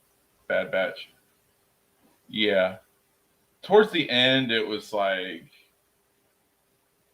I wasn't the biggest fan of Omega because she was kind of like whining all the time. Omega? When freaking Bad Batch was known for these badass dudes that they are the elite of the clone troopers kicking ass. Like that's what the whole show was. And then freaking Omega coming in simping all the time. It's just like, well, you can't do that and that. Yeah, it was just like didn't sell with me. But like when you had the freaking Bad Batch, especially Wrecker, that dude was hilarious. Freaking Bad Batch is just great. Rika. Omega and Rika.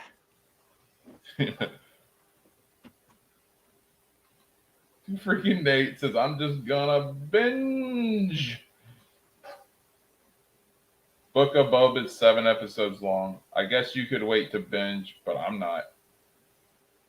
Yeah, I know, Zeno. I can't because Austin and Max want me to do reviews of Book of Boba. So as soon as we get done here, I'm gonna have to go watch it. And I want to get my name and the show out there so we can have more people in the chat, just have cool conversations like this. But yeah. All right. From what Big Chuck D says, from what I'm reading, fans are disappointed with Book of Boba. One fan wrote, okay, we got to wait for it to come in. It just came on like last night or the day before. All right. So we got to give it time. And we also got to understand the context of the community that we're reading the comments. That's that as well. Just watch first episode. Was kind of cool, but more sophomoric than anything. Maybe exciting for 10-year-olds, but not so much. Okay. Well, you have different genres. You got 10-year-olds, and you got teenagers, and you got young adults. Then you have adults. Then you have middle-aged adults. So here's what's cool. The older crowd. Here's what's cool about the Lord of the Rings trilogy. All of a sudden, there was a huge run on Tolkien books. Oh yeah, I remember that. So if it births new fans, and it births new fans. Like honestly, I wasn't a big Lord of the Rings fan until they brought in Aragorn. Right. Viggo Mortensen, yeah. That was my favorite because he was a knight with a sword kicking people's ass. And that's what I like. I'm an action movie guy. Yeah. And I like seeing the good guy. I like badass good guys. I mean, like it in my wrestling. You take things with a grain of salt, right? So like the Tolkien stuff, like the Lord of the Rings did not follow the source material. But people still loved it. Yeah, it's cool. It sent people back to the source material. Star Wars is for kids? No way. Yeah, Zeno saying that. Star Wars is for kids? No way. I'm a kid. Well, it was, one, we all have an inner child. Two, the original trilogy, and if you listen to anything Lucas said, the original trilogy was to pay the rent because he was like past due on the rent and he was about to get evicted. And the original A New Hope, there was no big plan. The plan was to put out a movie that George Lucas could pay the bills off of. Right. The actors were like thinking it was a joke, really. Yeah, everybody did. Yeah. That's why Harrison Ford, he's proud of what he did with Star Wars, but he's not like Star Wars is the greatest thing ever. But yeah. Okay, Big Ziggies. More than one fan. I'm just quoting. I could care less, but yeah, I know because you like the OT. It's like I said, it's the community. It's the community because some of these people making these comments, they group around, and I know the places that we're in chats with is usually a pro Phantom Menace community. So I'm just the type of guy that I don't go around and put thumbs down on people's shows, and I'm not, if it no, like the only people that get pissed about doing away with the dislike number where you can see are Phantom Menace people. Oh, well, I'm just saying, for me personally, I'm not the type of guy that goes around and like loses my cool and outrages on, content, whether it's movies, studios, series. I have, but I just doesn't appeal. It's not me. So I don't go around and put thumbs down on people's videos or anything like that. I just walk away. I just detach. And I enjoy that people like stuff. So if you like it, that's great. If you don't like it and you outrage, that's your deal. Because I just detach. I'm not gonna like throw a fit about it. And there's an intense crowd out there right now, and even in politics, and they're throwing a bigger fit than the other crowd. So it's all outrage. Dude, me and Zeno were in a live stream last night, and it was our friend Max, and he was having this debate with this guy named Paul, and they were debating on whether or not Snyderverse is going to continue or not. And it didn't matter. one side's like Snyderverse, yeah. The other's like, just move on. And they got in an argument for a good 40 minutes to an hour over hearsay. And then one says he's spitting out facts and it's opinion, and then Max has a tendency to say, well, you don't know that. Well, nobody knows anything, and nothing is set in stone, so you can't assume it's going to go yay or nay either way. And it was just so dumb, but it was entertaining because then they were getting angry, and then there was a shouting match, and I thought it was funny, but they didn't resolve anything. And then afterwards, they're like, "Oh, we're not mad. We're not taking personally. We're all friends." I'm like, "You were yelling at each other for about 40 minutes." But yeah. Okay, let's see. One fan wants a rated R Star Wars movie. What fan? As far as I know, they don't have vampires in Star Wars, so where's the bloodshed going to come from? The Red Harvest would be about the only rated R that you would probably get. Yeah, you know more about the comics and stuff than I do. I know of one section of the EU. You know about a ton of it. So. Zeno says the community wanted to look things to hate on Star Wars. Yep, that's the best way to say it. If something's good, they will try to find something to dunk on it for. So yeah. There's nutballs that still daily bitch about Last Jedi. Yep, because they can't let it go. Most of us sensible people have moved on. We know it wasn't the greatest. Yeah, I don't like the sequel trilogy, but I'm more for talking about technicalities and stuff like that. You know what I'm saying? Technical. Yeah. Okay. We need a dislike button because at least it shows me that I need to improve, and the ones people who, yeah. Well, at the same time, anytime you hit a dislike button, it goes to the content creator, and they can see it. Also, it doesn't disable the comments. Some of the comments. Yeah. And then most of us, you can always get a hold of. If there's a certain part of a stream or there's a take that's not the best and we need to improve on certain things. Like we started today, it's my first stream, and Geek says, "Hey man, if you need an intro, I can help you out." Yeah. Heck yeah. I don't have an intro because I don't know how to make an intro. This is all new to me. So yeah. I'm saying I barely figured out how to do a thumbnail. And so yeah, I'll take all the help I can get. I'm not perfect. I'm a human just like everybody else. If there's something that I'm messing up on or I can improve, let me know. I have no problem admitting I'm wrong and fix myself. But yeah, I don't mind the dislike.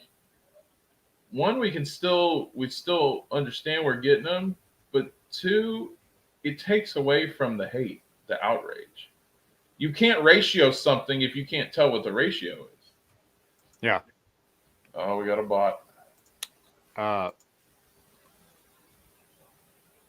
not I didn't want to conflate the issue. I was saying for me personally, I'm just not a guy that, like, I was using an example of a dislike button. I'm not the guy that's just going to go out of my way to hate something. You know what I'm saying? So when you were saying that there's a bunch of people criticizing the Boba Fett deal, I'm like, well, it's just like an intense crowd right now.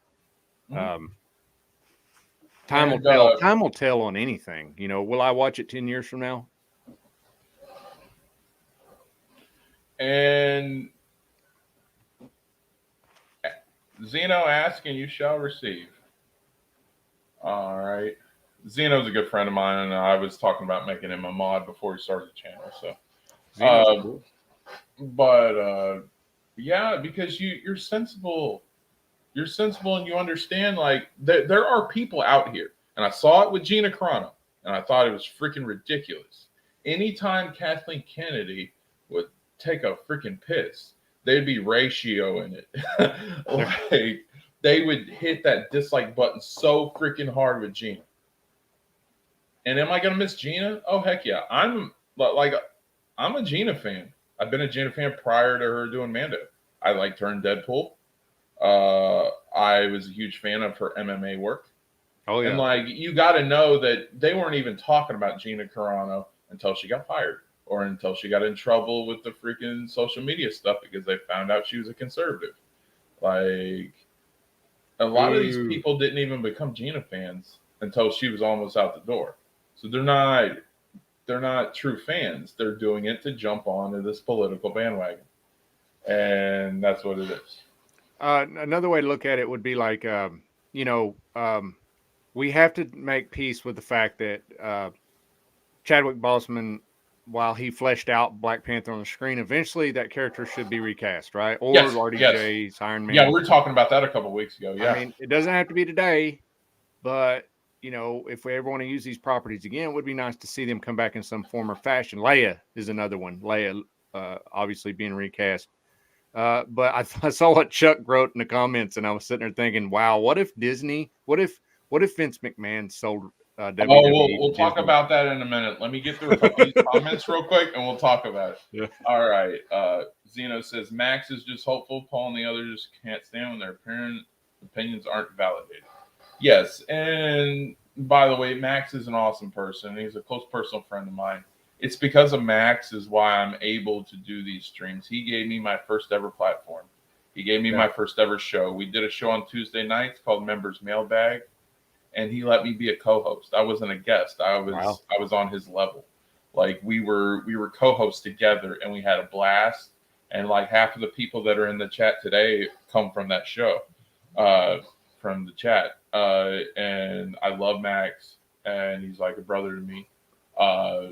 But sometimes he can go a little overboard with stuff, especially he is a Snyder fan, but sometimes he can be a little much. And that's not me being a jerk. Max knows I criticize him when it's needed, but I also praise him when it's needed too. And Max is doing great stuff over at his channel.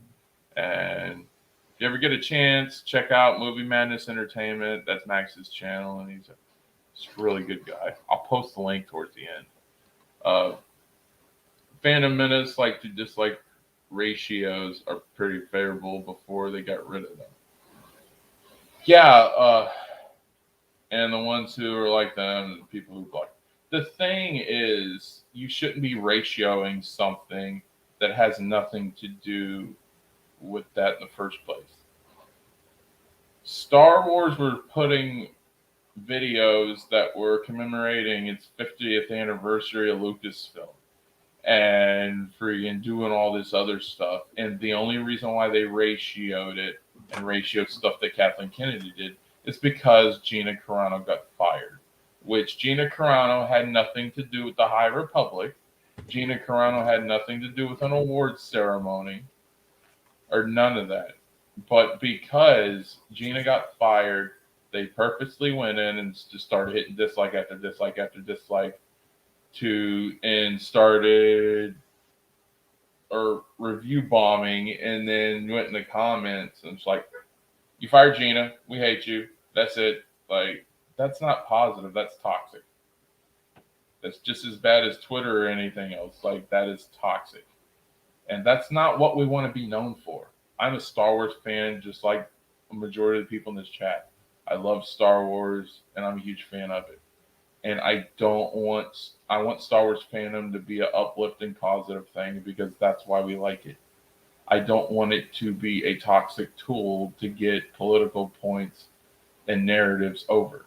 That's the whole point. And we can make it a positive environment. We can take people from both sides of the fandom, like myself and Fate, and we can celebrate this franchise that we love.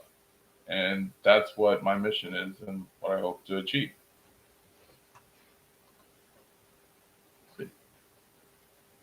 Says, even if you don't like the sequel stories, there's still so much lore and technology to dig into. Yes, exactly.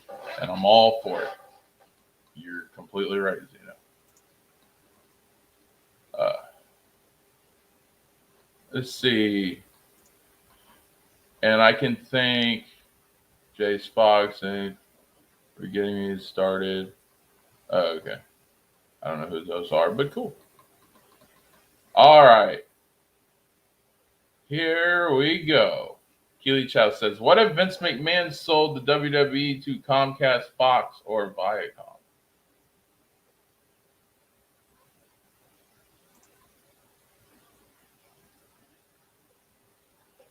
Where's he at? Chuck D says, I hope Disney never gets a hold of wrestling. Here we go. This is what you want to talk about. What would it be like if the WWE were to sell to Disney? Because WWE, it's possible since it's a publicly traded community product that it can sell, and I never thought George Lucas would sell his property, you know. And why they've been cutting so many people. I personally think it's because of the pandemic and they didn't fire anyone during lockdown, so they had to cut costs. And that's what they're saying. But they're saying that the reason why they have fired so many people this year is to make room for a potential sell. And what if Disney was one of the names that was talked? I think Disney was one. Fox is another one, which is what they have the Friday show through. Fox is one. And, like, there's so many people they're not talking about. But, yeah, it could...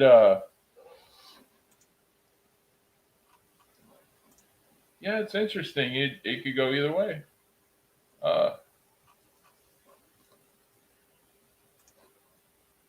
There you go. Anyone could buy it. Let's see. Chuck D says WWE is slowly flushing down the toilets, so it could be worse. It can't be worse. What happens to it? Oh, it can always be worse. It's what my wife says. It can always be worse. Okay, he said, I meant to say dislike. Sorry about the typo. Oh, it's okay, Jet Sparks. We love your opinion. Yep. I know some of you guys here are pro Phantom Menace, but that's okay. You're welcome here too. Like I'm anti, but I got my reasons. Like a lot of pro Menace people see them as these nice guys that share their opinion, and they might share your opinion, but they're kind of jerks, and most of the time they want that money. I guarantee you, ain't nobody from the Phantom Menace going to turn off their super chats. I'll just say it like that.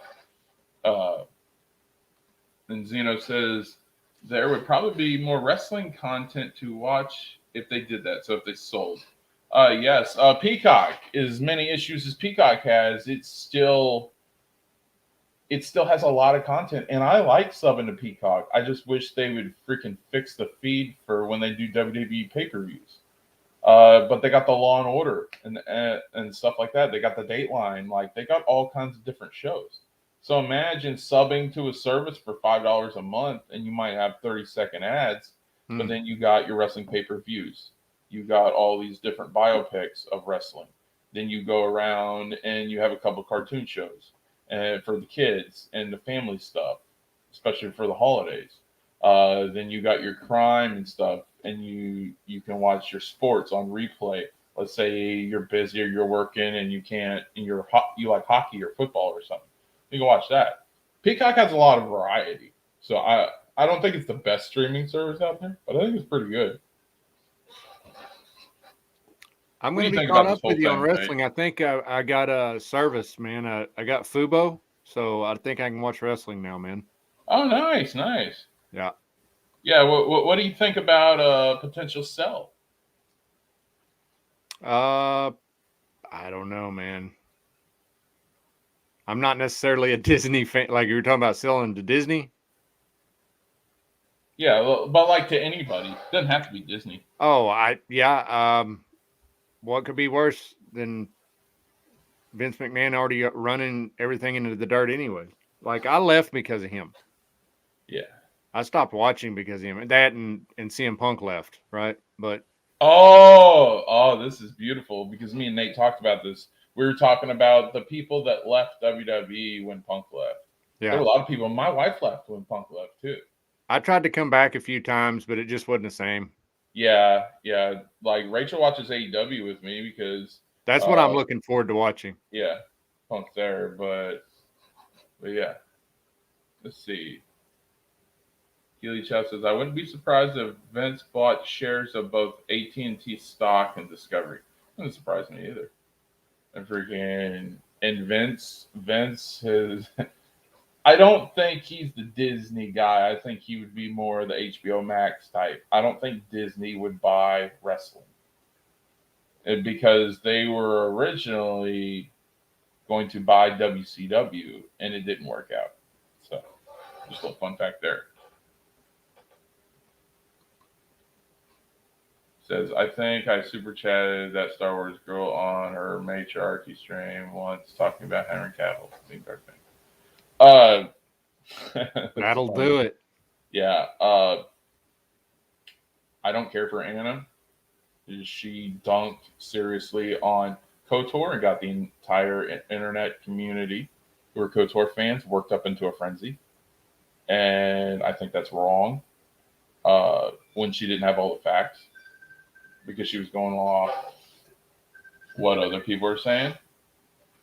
And also, her and Jeremy have tried to get people deplatformed off of YouTube in the past, and I think that is disgusting.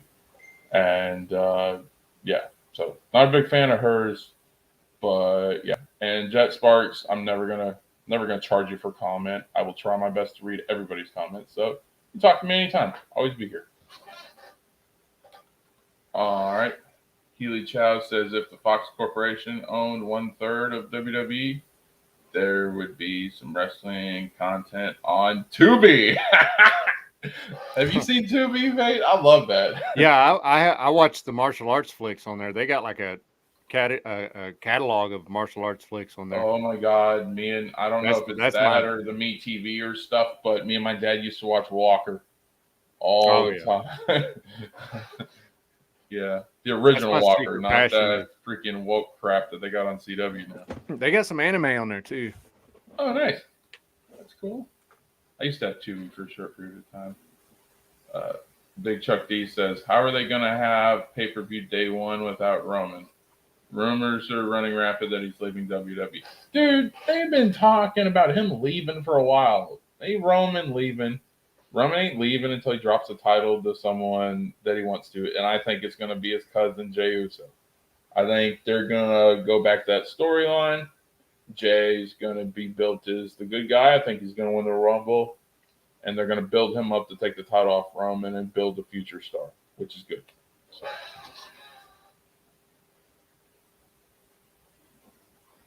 See, as if she want to play Giffany, whatever that is. I like you, Jet Sparks, but I don't know what you're talking about. Okay. Zeno says, Anna wanted desperately to prove that she was a real Star Wars fan, but she mistakenly played KOTOR and not only fumbled, though, but insulted her fans over it. Whew.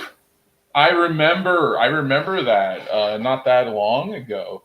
She was doing a playthrough of KOTOR, and then it stopped. So I was wondering.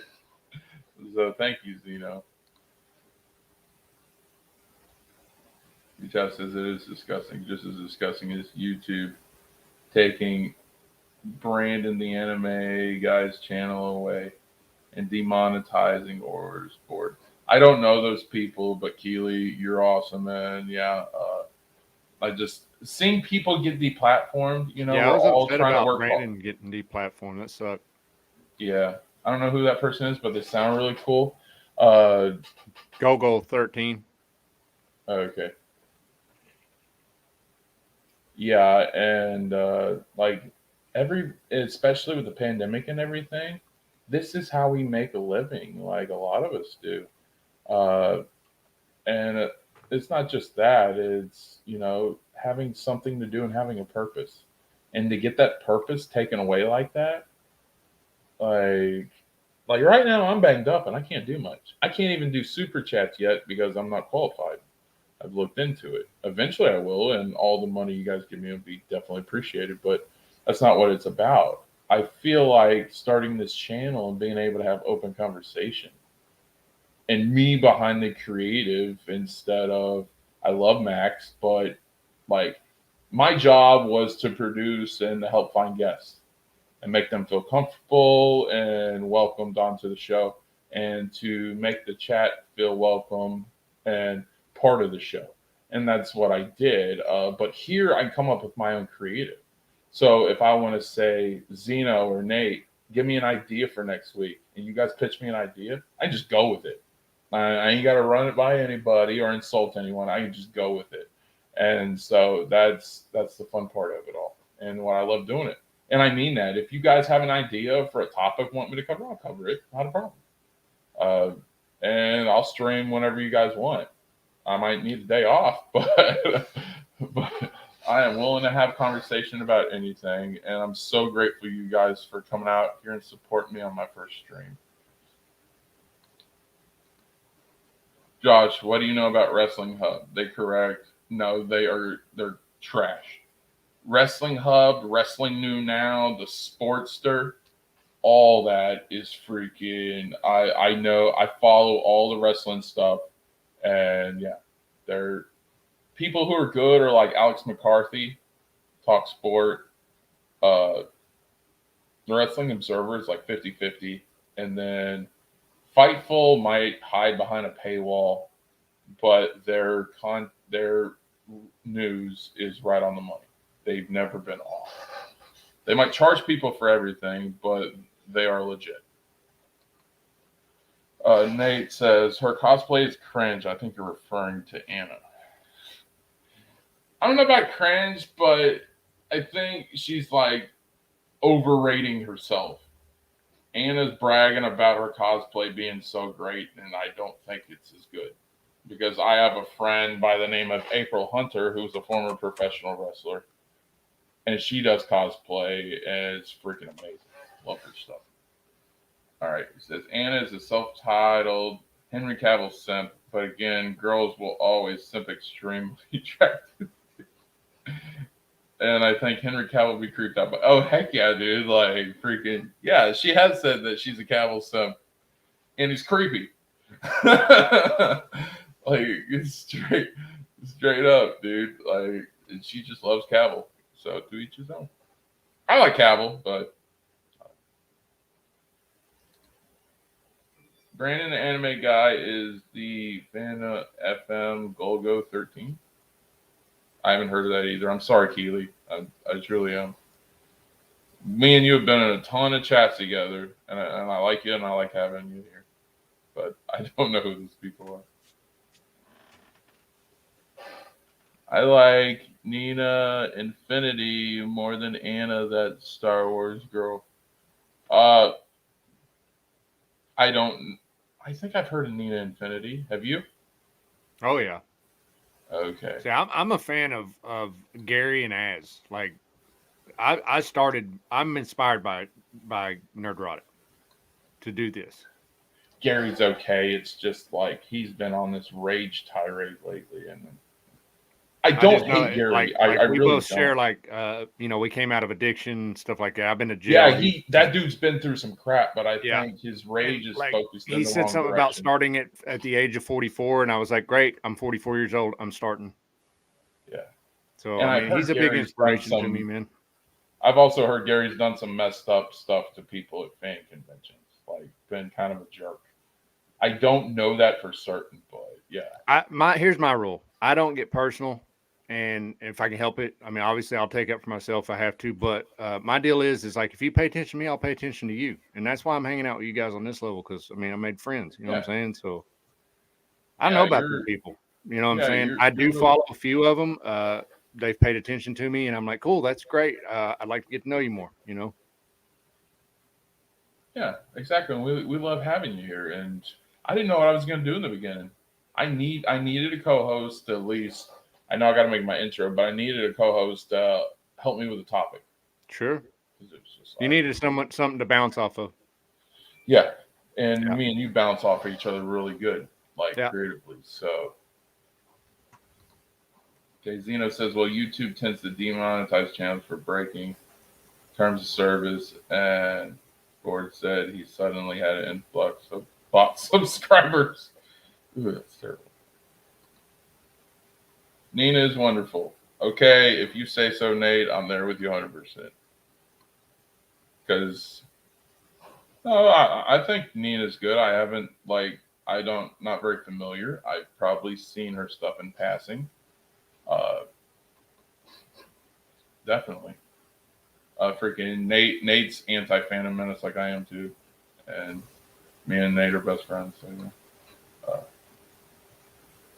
Why the share especially bags her cosplay calendar was because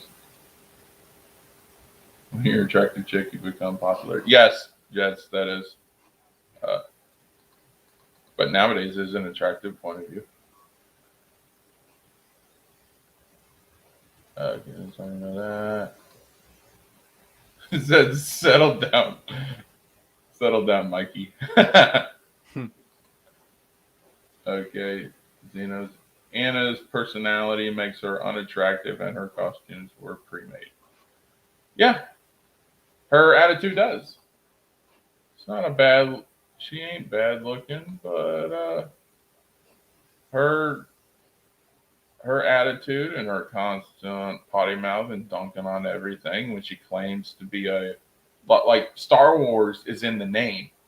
Like if you're Star Wars is in the name, the only thing Star Wars I could not find positive about something was Geo the Rock. All right, that's the only thing in Star Wars I couldn't find something positive about. I could even find things positive about Rose Tico. She loved her sister, so that's positive. Uh, and even Holdo, I could find something positive about. She has some pretty cool purple hair. That's about like but Geo the Rock, I couldn't find anything positive. And for like a month, I thought that was a troll. I thought that High Republic was a troll. I did not realize that was a legit issue. Gilly Chap says, I like Az because of his Batwoman reviews. He, Tet, and I are suffering from watching Batwoman. Well, I watched half an episode of Batwoman, and I did a stage right. All right, so I did not have to suffer through that crap. I watched 20 minutes into Batwoman. I was done. Like, yeah. Az dunks on anything, especially if it has a woman lead in it. Like, and especially with the Hawkeye freaking reaction, it was total crap, dude. I mean, like, he was so off base. It was insane. I mean, like, he's talking to his kids, and then he says, "Oh, she's woke. She's gonna take the lead. She didn't take the lead. Oh, she's a Mary Sue. She's not a Mary Sue. She fell through a freaking window, and the freaking Mary Sue. She's more like Jar Jar Binks. All right, freaking Kate Bishop ain't a Mary Sue by any means. So yeah." That's why these reactions I don't go into much detail until I see the show. Because from the trailer it looked like he wasn't going to say much to his kids, and in the first episode he had half of the episode was having dinner with his kids. Yeah. So yeah. All right. Like this. Well, she's a bit of a weirdo, but I think that's why people like the fact that she's weird. Some people do. Some people just creeps out. And Phil had a stream with Mandy Summers. What's everyone's view on her? Well, her view was cool until what I saw her being very pro Phantom Menace last night. When I wanted to talk about it, I kind of got ignored and shoved to the side. So yeah, okay, I unsubbed, but I don't know. I didn't think Mandy was like that. I thought she was like in the middle, like I mean you are. I didn't know she was comics gay and very pro Menace and all that. So that was Chuck D. I'm glad you like her. Let's see, Nate. The only Holdor I respected is Game of Thrones. By the way, guys, Nate is a producer on this show. And we talked. I wanted him on, but he wanted to give me this time for me since it's the debut. And yeah, he's chilling in the back. All right. Zeno says Phantom Menace don't like High Republic because they don't know how to read. Some people have in the Phantom Menace actually said that. I think some people in the Phantom Menace don't like the High Republic because the High Republic you have to use your brain, and you have to have the ability to suspend your disbelief, and at the same time you have to have enough lore to be able to make good judgment and critical calls on it. Anytime someone copies elements from the original trilogy, the Menace goes on a tirade. They do it every single time. So what if the lead character is like Matthew McConaughey mixed with Han Solo? If you look at every Star Wars story, someone is based upon an original trilogy character. I know that might be a hot take, but it's the truth. Everyone is based upon another character. The original trilogy is the blueprint. Yeah, I don't mind as long as it feels a little bit different. I mean, so obviously, dude, like think about the Ewoks. So they were like, oh, we got cuteness cells. So, you know, gremlins, you know, you know what I'm saying? Like, yeah, they're like cuteness cells. So they use that same model and everything. Yeah. So yeah, a little bit of everything. Keely Chow says E-Tep of E-Tags. I don't know. I don't know what any of that is. Sorry, guys. All right. Spark says the High Republic sounds more like the people were high, the wacky tobacco, that came up with all this stuff for it. Anyways, remember the damn ideas board they had up? Yeah, I don't think any of us forgot. I do like the wacky tobacco. It was okay. But I don't think Claudia Gray's working with a full deck. Let's just say that. It was okay. You give different ideas, but like, especially as people have been fans for a while, Star Wars, what's the saying that people have been using lately? It's an acquired taste. All right? You can't just throw anything into Star Wars. Like, you couldn't have Jeff Dunham in Star Wars, okay? I don't think it'd work. You guys know who Jeff Dunham is, right? Oh, yeah. Okay. Zena says it was fine. See, Nate. No escaping cringe for me, Destiny. Destiny, no escaping cringe. Okay, Nate. Do you really have to use all caps?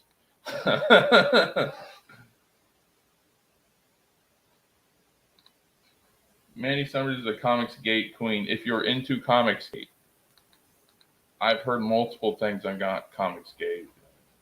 Yeah. Some good, not so good. Seriously, it had not pro-war when war was literally in the title of the franchise.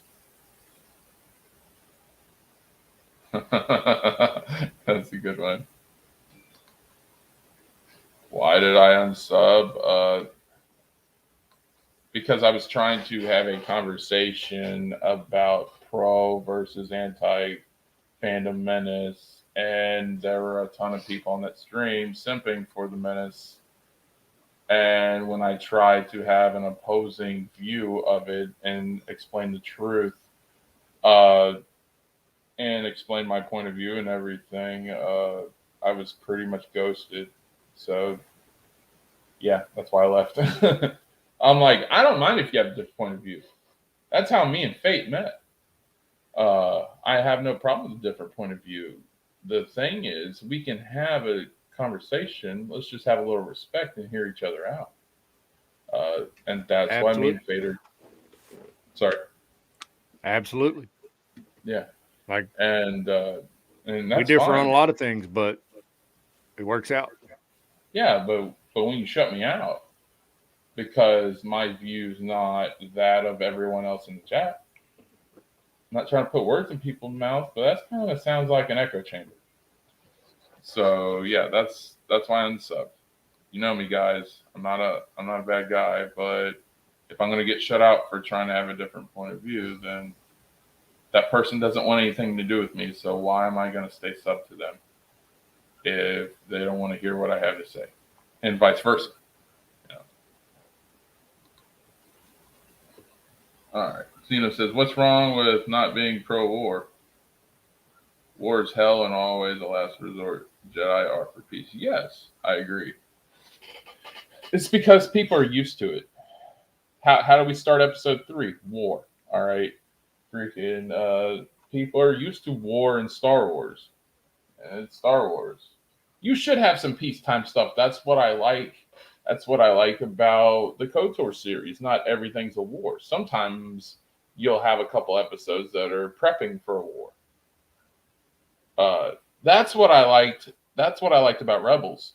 What I loved. I loved Rebels uh, because it wasn't pro-war. It was the good guys hiding out from the freaking Empire and then trying to formulate a plan to combat the Empire. Yeah, they were under occupation. Yeah. So, yeah.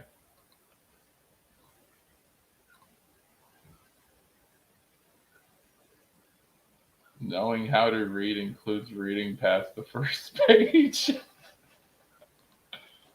Batwoman.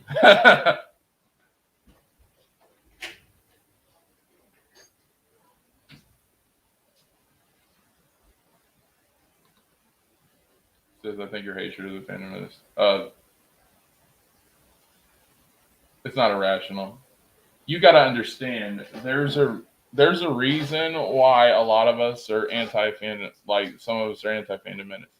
It's because at one time, almost all of us used to be part of the Phantom Menace, and we've been burned. Jeremy was a jerk to me and treated me like crap. I was a fan for the longest time, and partially still am, a fan of Ryan Kennel because I thought he spoke to me and resonated with me and thought he was a real Star Wars fan. He's a lot like Fate. He's got the books. He knows the lore. Like, he respects the idea of what EU is and that stuff. Uh, and Ryan hasn't done anything to me. But it's Jeremy. And I lost respect for Anna because I found out that she's trying to get people kicked off YouTube, and I just think that's crummy. That kind of stuff. So a lot of us were burned. A lot of us all used to be part. Even Max used to be part of the Phantom Menace, and then we got burned by him. And so then Max decided he was going to create a community to call out the Phantom Menace, and that's the community that me, Zeno, Nate was a part of. And because we just want to have fandom talk, we don't want this SJW anti-SJW crap. We just want to be able to talk about what we love and hear from all of you, whether it's on the panels, in the chats, whatever it is. We just want to hang out and have a good conversation. We want to have some fun, and we want to have a community of having fun together. So that's mostly what it's about. Thank you, Chuck D. I appreciate your understanding.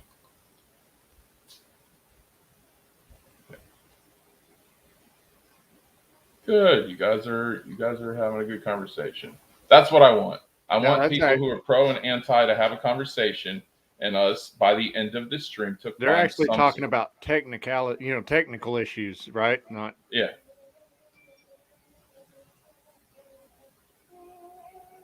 Let's see. Zeno says Star Wars has never been pro-war. War was a means to an end. Yes. Especially with the prequels, because the whole separatist movement and the whole Clone War was orchestrated by Palpatine to distract them so that he could gain power and become Dark Lord of the Sith. Because he was a Dark Lord, but he wasn't the Dark Lord of the Sith. He was an apprentice to Plagueis. So yeah, I definitely see where you're going with this, Zeno. When they said not pro-war, they meant characters and theme was diplomatic. There won't be any like big battles. Okay. The dark side is pro-war. Dude, the dark side is pro-killing. Have you seen KOTOR, like when they go to like the water planet Manon? Freaking Sith dude just slaughters freaking people because they sneezed in his face. Like, it's crazy. Like, especially the old Sith, like old Republic Sith, were freaking nuts. Well, I mean, the principle of war is deception. Yeah. The art of war, Sun Tzu. The art of war is deception. So whoever's lying to you is at war with you. And it's fundamentals, you know. So yeah, the Sith are deceivers. Okay. And Zeno brings up another comment that is very valid, and I do agree with it to an extent. When Phantom Menace made fun of that High Republic ideas board, it showed that they don't understand Star Wars beyond the surface level, flashy pew pew battles in space. There are a lot of fans that they say they want something like the original trilogy, but when they get something like the original trilogy, then they complain that it's too much like the original trilogy. And yeah, so I get what Zeno's saying. Yeah, you want to come up with new ideas. Fan, Like again with me, I'm not either or a Phantom or not. yeah. I'm just like I like good stuff, but when I saw what I got from the Phantom Menace board from the High Republic board was a committee deciding movies over at Disney. They're deciding a new era or whatever. It's just yeah. It's like the idea of a And I'm like, committee. why not just hire Zack Snyder or hire John Favreau to do a trilogy or something like, you know what I'm saying? Like, give creative control to somebody that would really do it justice. I know that a lot of people are upset with J.J. Abrams or whatever. That's fine, but you can find there's people out there that have that like you could trust this property with Hmm. that would do it justice and give you like a badass Revan story or something like Yeah, that. yeah, And I think that's what I got from the committee. I'm not against the committee thing at all. I'm not saying that, but I'm thinking that's what I got. I'm like, dude, guys, just put somebody on the deal, hire the best you can hire, and it'll make its money. yeah. But yeah, and then eventually, I get what you're saying. Eventually, Disney. I think Disney is going to pull away from the theaters completely. Do you know how much money they make off of Disney Plus? Okay, so you get $10 for each person who streams service, and then $30 for Premier Access. You start multiplying those numbers, it's huge. And I think the reason why they haven't done another Star Wars movie, you gotta look at the results. All right. So let's look at this. Let's compare a movie and a show. All right. We got any sequel trilogy, take your pick. And you got The Mandalorian. Which one was better? Well, the sequel trilogy made the $4 billion back that it needed to make to get the George Lucas money right. Oh, okay, yeah. But Mandalorian was a hit. Yeah, oh yeah. So if you're looking at the track record, you might want to go for shows instead of theater movies because you're gonna make more and it's gonna be universally received a whole lot better. I mean, they just handed that over to Filoni and John, and they just took off and made something. You know, they gave creative control, Yeah. and that's just the way I feel. It's like, man, I can't think of can't think of anybody. Because if I throw somebody out there, they'd be like, no, they would suck as a director. But I'm like, you know, somebody. Yeah, I mean, you could think of somebody. I thought, you know, Robert Rodriguez was cool, whatever. But like, you could think of somebody. I don't know, Tim Burton do a Revan story. I don't know, somebody. I mean, hire somebody mega director that has a creative mind that can really do justice to Star Wars and just let them go. That's what I would have done. Big Chuck D says, "Well, you can't have an omelet without breaking an egg. Join the dark side." Then he says Disney makes deal with AEW. Darth Vader returns and becomes leader of the Dark Order. Oh my god, that's funny. Yeah, because he finds their lack of faith disturbing.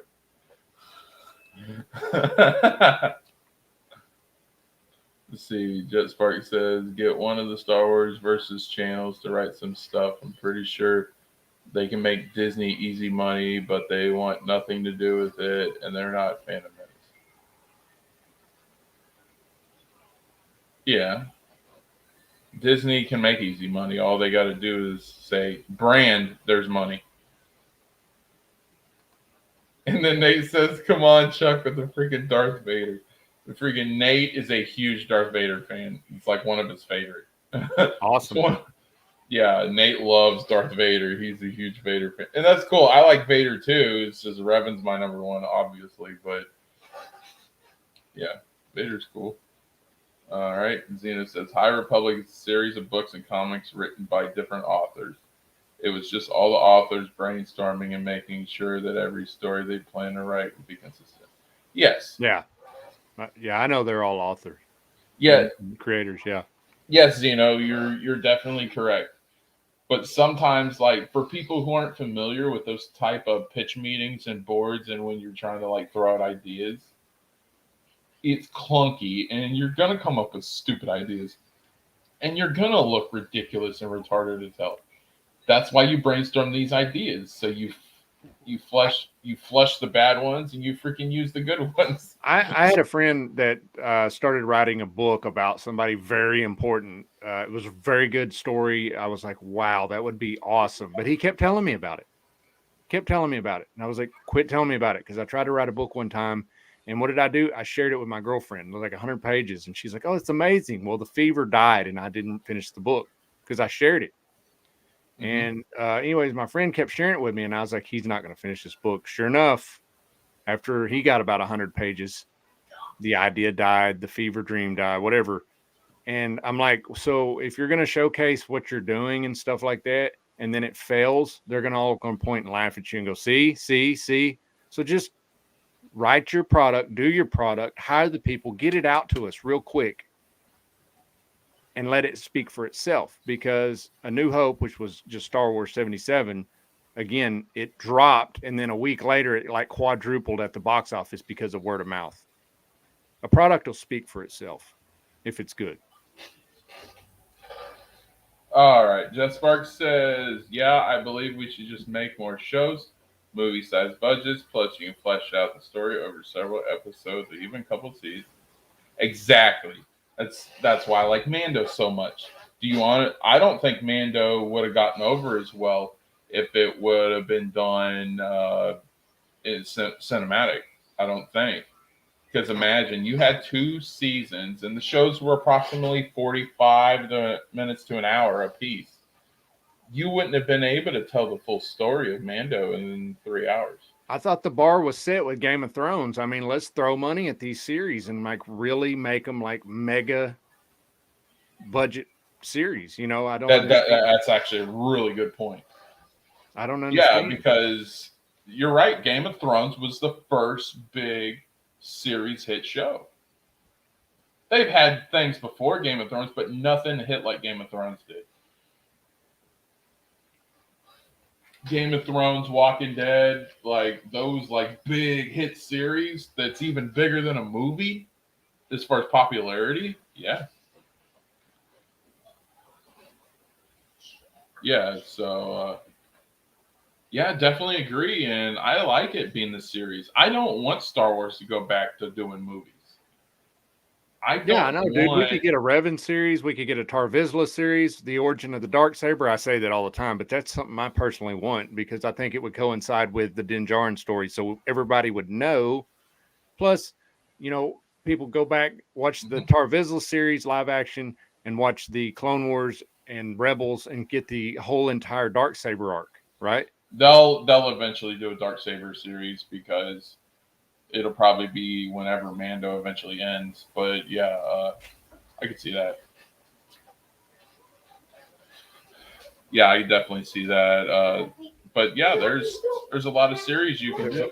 A lot of property out there they could be making, like we talked about, Cad Bane, a lot of things. There's a lot of stuff. Cade Skywalker, all that. I mean, there's, dude, you could just.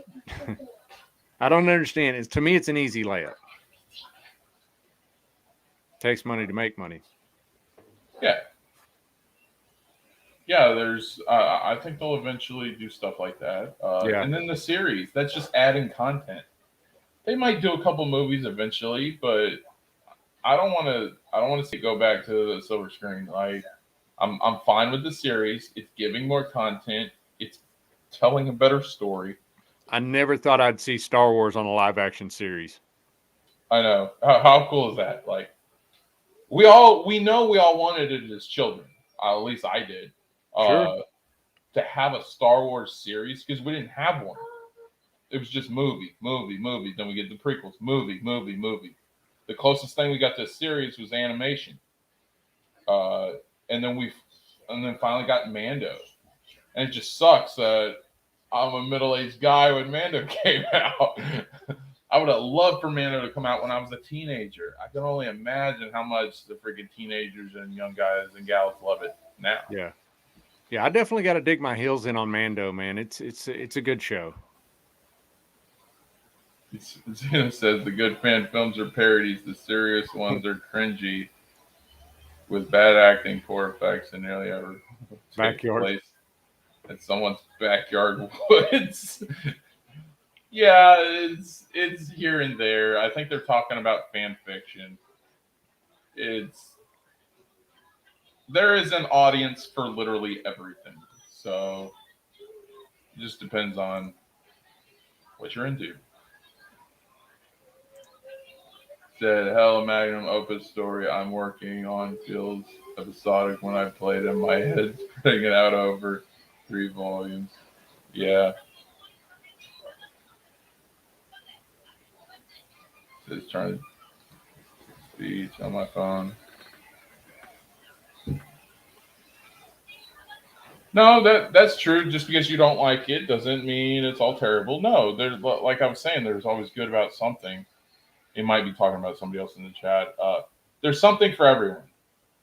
Like in the wrestling community, I get so much crap because I'm a WWE fan, but I'm an AEW fan too. All right, and I like both shows because each show gives me at least one good storyline. Is why I tune in the first place. Like last weekend, we wanted a guy to win a wrestling match and he lost, and Chuck D was so angry. And it was one of the good guys that lost, and I know it sucks, but like my favorite wrestler is Sting, and he main evented Wednesday night last week, and I'm still over the moon about him main eventing the show and getting everybody else over. So Yeah. I didn't care. As long as I got one good storyline a week, I'm cool. Oh, okay. He was talking to Zeno.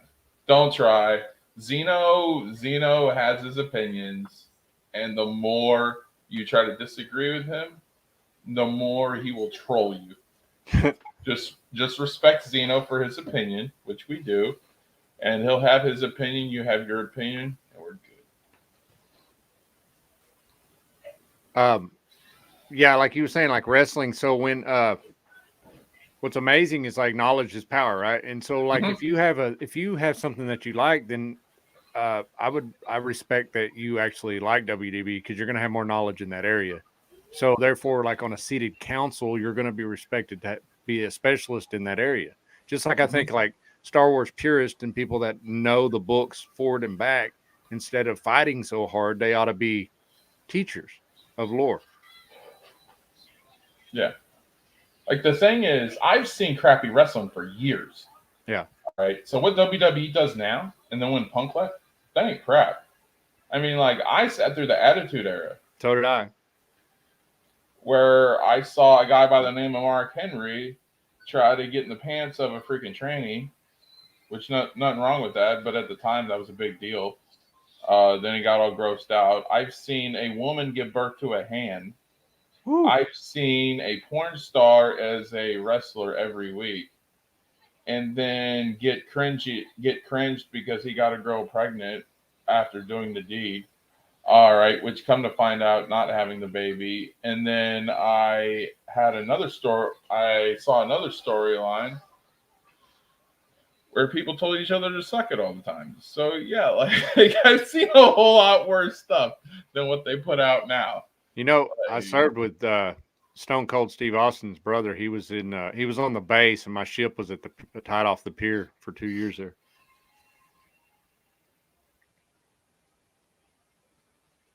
Okay.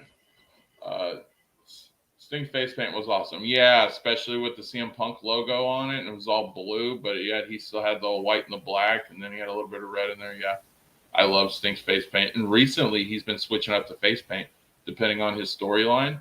So him and Darby were tagging against this tag team called FTR, and Sting switched up his face paint to look like Darby, but the way they looked was like Nightmare Before Christmas, Jack Skellington. Yeah. Switched the face paint up like that, and then they had the war paint on the neck, and it was really freaking cool.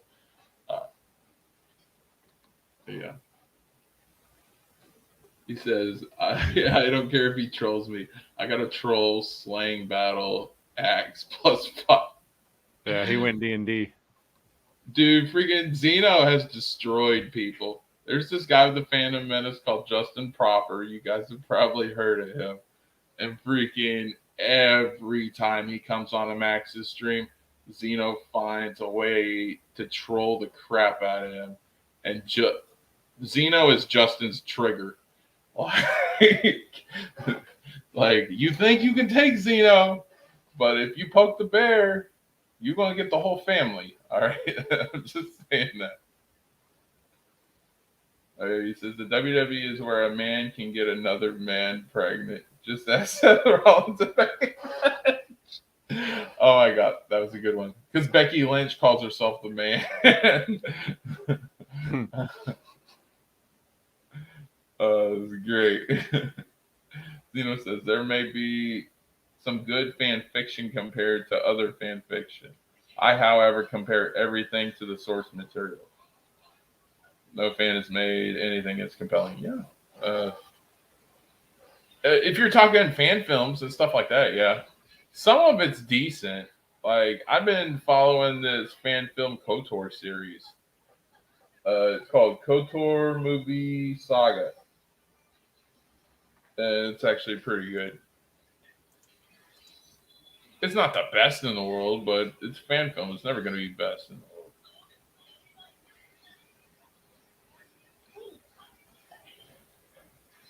the world. Chuck D says, Fate knows me. I am blunt and speak my mind. Yeah, but he's cool. I don't doubt it.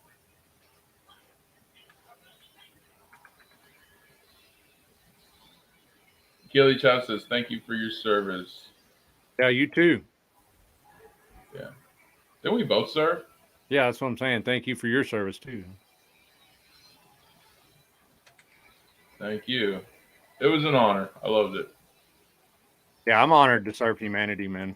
Like you know what I'm saying? Like, I kind of deflect. It's like, it's cool to be recognized, but it really was an honor to serve humanity, you know? It was. I love my time.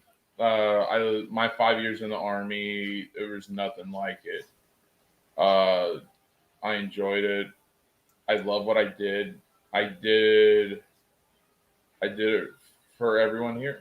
I did it for everyone all over my country, and the world, essentially, because I know we're all like, we dunk on people, and this internet community, but my thing is, I fought for the right for free speech. You can say whatever you want. As long as you're not like trashing somebody or telling them to go off themselves, or being really toxic, I'm cool.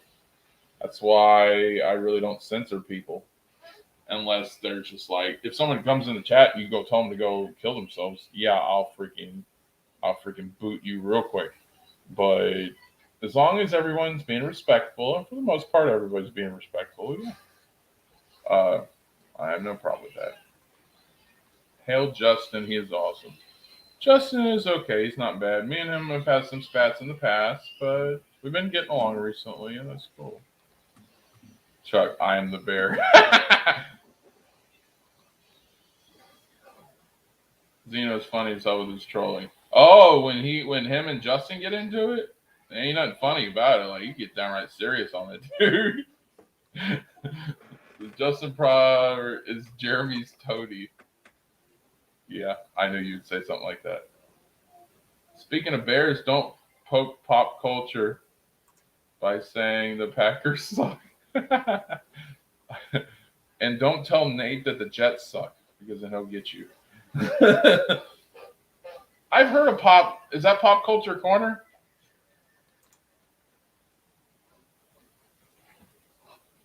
Okay. Bears have been trashed after 85 Bears. I guess, Nate, because I don't know about the Bears. Keely Chow, thank you. I appreciate the recognition. NFL sucks. No, they don't, because my team are the Super Bowl champions and we're kicking butt this year. I think they're pretty It's okay, Chuck. If you don't like the NFL, I completely understand. I took like a 5-year break from the NFL, so I get it. I think the NFL's fake. That's why I watch wrestling. Dude, okay, here's one thing we can all admit. The NFL has the crappiest referees on God's green earth. It's all scripted. It's gotta be. How can you be that stupid? I was It's just gotta being be scripted. sarcastic. Okay, Keely Chow says college football is greater than NFL Roll Tide. Whatever NFL Roll Tide is. Civility is all I ask for myself. Boy. Y'all are speaking jock language. I'm a nerd. I'm old. Not really. I'm 34, but Keely Chow says PB equals Papa Bear. Oh, you're a college football fan. That's cool. Who's your favorite, Chuck D? Mine's the Gators. Of course, I'm from Florida. I'm from Tampa, Florida. For you guys that don't know, I'm 34. I have a wife, beautiful wife, and 2 awesome sons. Sometimes you'll hear them in the background.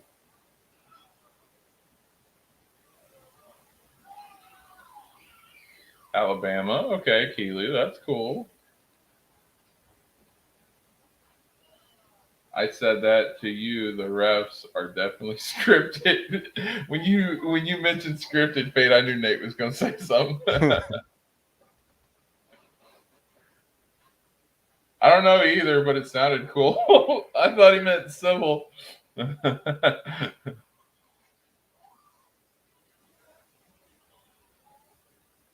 Oh, you? Okay, yeah. Oh, Nate, I didn't know you were a Bama fan. That's cool. Oh, you're Oklahoma Boomer Center. That's awesome, dude. So I take it you like Jim Ross.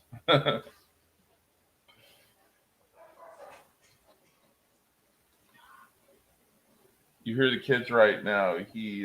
Michael is watching tablet.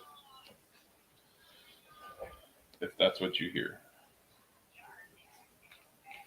He doing those scary games and crap.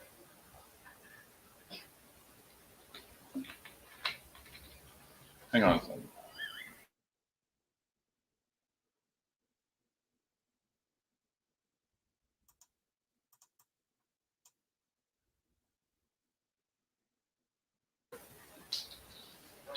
All right, I'm back. Yeah, Raph is in the living room with Rachel, and Michael's in here with me.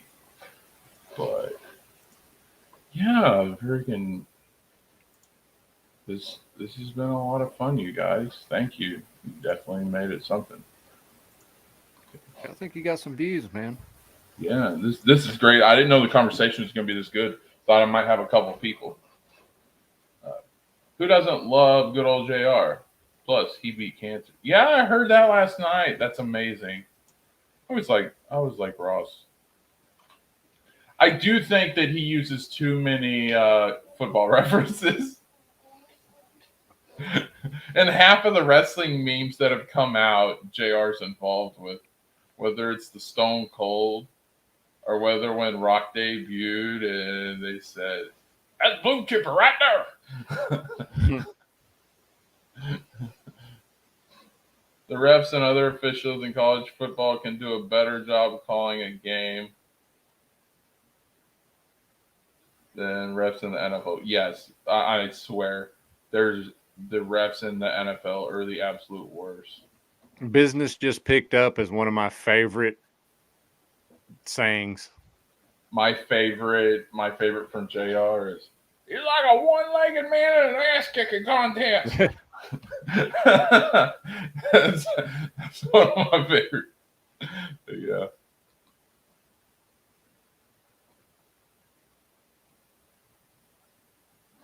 Well, Zeno, when I get the money, I will get some earplugs. Thank you, though. They're not making noise. Nate just said he heard them. My kids are being awesome. If my kids were being so loud, all you beautiful people would freaking tell me that my kids do being too freaking loud. JR is awesome. He is one of the reasons why I like watching Raw. You joking, right? You got to be saying past tense or something. You mean Wednesday Night Raw over there on TNT? Nah, there was. I remember the time where JR's announcing for AEW and he called Kenny Omega the WWE World Heavyweight Champion. It was so hilarious.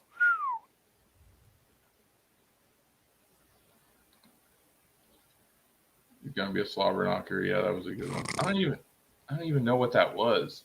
And then somebody told me what that was, and I was like, gross. He's got some good quotes. Reminds me of Saturday Night and Muskogee. Okay. Nate has some robo hearing. Didn't you know?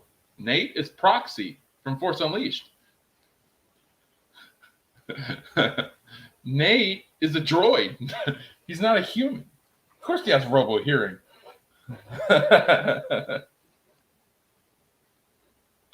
He said, no, Zeno better headphones. Yeah, like we assume Nate is like this freaking nerd, but imagine if we were to meet Nate in real life and he looking like Michael Clark Duncan or something. And Right. Beat you up like freaking Kingpin. Dude, stout. Roger. No headphones. You'll need robo hearing in about 15 years then. Oh, come on, Nate. I'm just playing, man. Just having a good time. We're all talking. Okay, so I got the watch party Saturday. I thought it was gonna be Sunday, but I thought the first was on Sunday and it's on Saturday, so I'm sorry.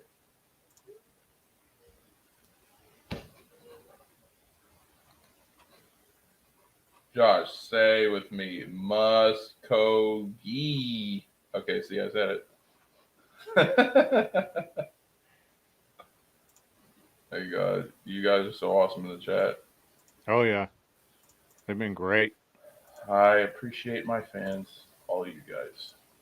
This has been fun. Oh dang, we've been going almost 3 hours now. Oh yeah. I ain't doing a 420 like you guys, but I've done 5. Oh yeah, it's crazy. What's amazing is like after so while you go through a lull and then all of a sudden everybody will start coming back in, new groups of people. So it's like kind of like I get like Jedi Knight at the end after 5 hours. I know if we're doing a night stream, I'd get a whole lot more people, which would even make it crazier. Yeah, like midnight, I got a whole brand new audience. Yeah, but like I got 2 audiences because I got the Phil crowd, and then I got the Max crowd, and we have all been able to have great conversation, and like those 2 crowds are 2 opposites. Yeah, Phil's crowd is very pro Menace, and Max's crowd is very anti Menace. And like Zeno had a debate with Jet Sparks, but they're not fighting anymore.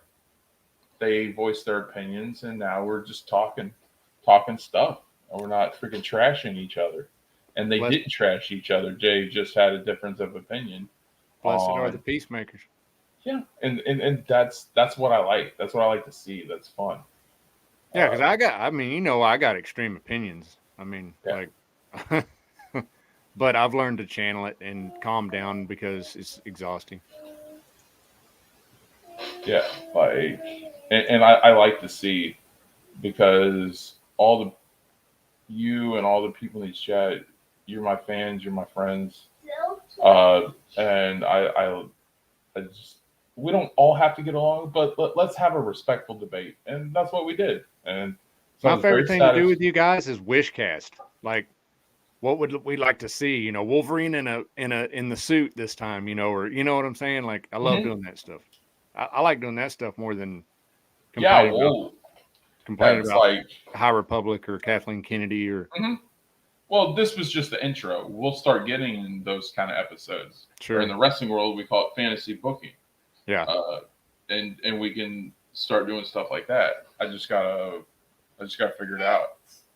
I didn't like I covered a little wrestling in here, but it was just general topics. We could talk about anything. That's why I started off Star Wars because I knew most of the people coming over could relate to Star Wars, and I know Zeno's not a wrestling fan, and it's completely fine.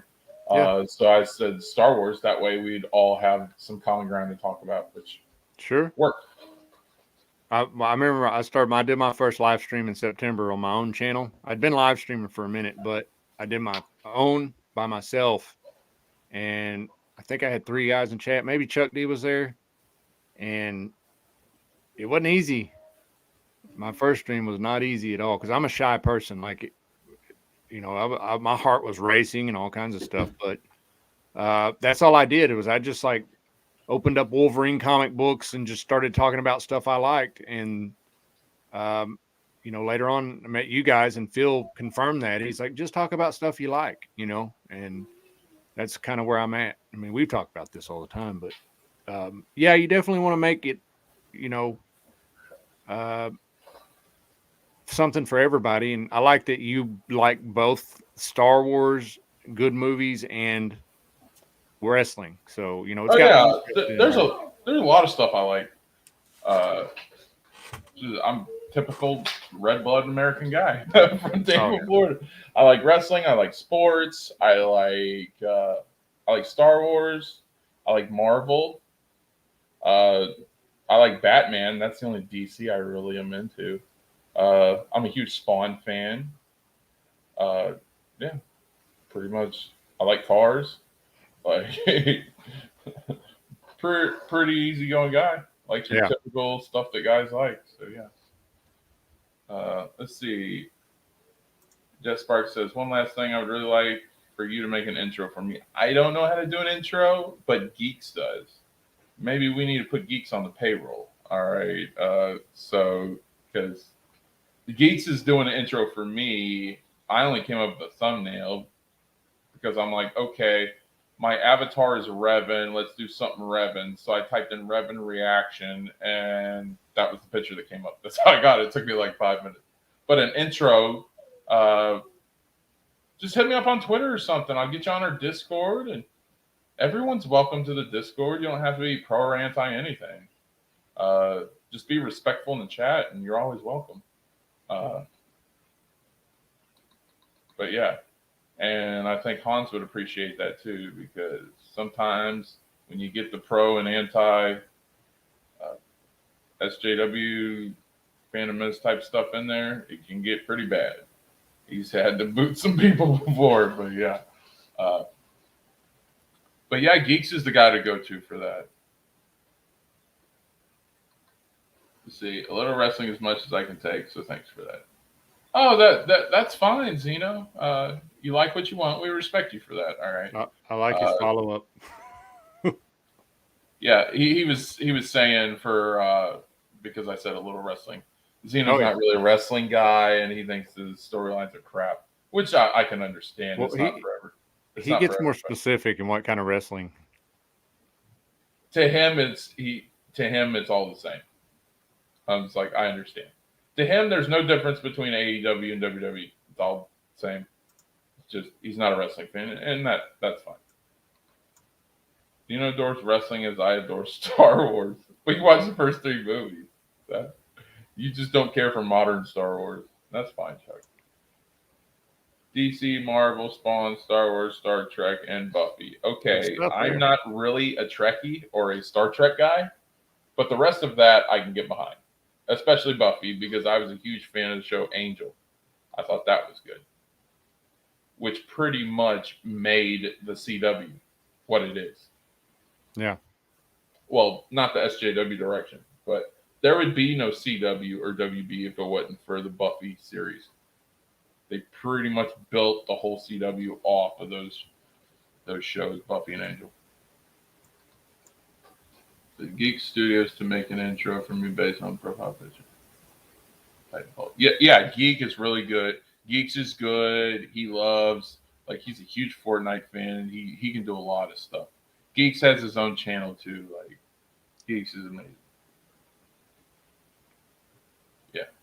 And Nate knows Geeks better than I do, so Nate can always get you in touch with them if need be. Just let us know. We'll try to do everything that we can to help any of you guys out, especially you got your own channels. You need the help, we're here. So, well, I'm more inclined to tolerate fully nude female mud wrestling if that counts. Okay, Zeno, to each his own. It says purple lightsaber with your name. I don't know about that. I don't have any lightsabers. My kids really want a lightsaber, and then I have a lightsaber. It's Trekker, sir. Okay, I'm sorry, Trekker. Sparks to this great steam, Josh. I'm headed.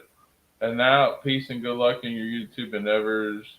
Just know I'm with. Well, thank you. I appreciate that, and thank you for being part of this community. Later, Jet. Says facts. Keely says the WWUPN are rolling in their graves because of CW. Probably. Just to think that this was the same network that has done Buffy, Angel, Vampire Diaries, Originals, Supernatural, Yep, Smallville. yeah. The first three seasons of Arrow. Arrow, Flash. Just to think, this is the same network that did all those shows, and now they're doing stuff like Walker and Batwoman. I'm not even disgusted at this point. I'm just disappointed and sad. It's like watching a loved one that you love so much just die a slow and painful death. Wow, it's like watching a loved one develop Alzheimer's and become bedridden. Mm-hmm. That's a nice analogy right there. Yep, wow. and it breaks your heart. Yeah, because you got to wipe their ass. Titans season 1 is phenomenal. I like all the seasons of Titans, and I get a lot of crap from that.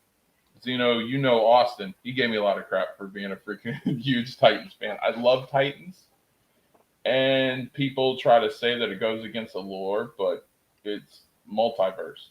And you saw that if you watch the end of Supergirl, it's a multiverse. Titans is not the set canon. It's a different freaking multiverse.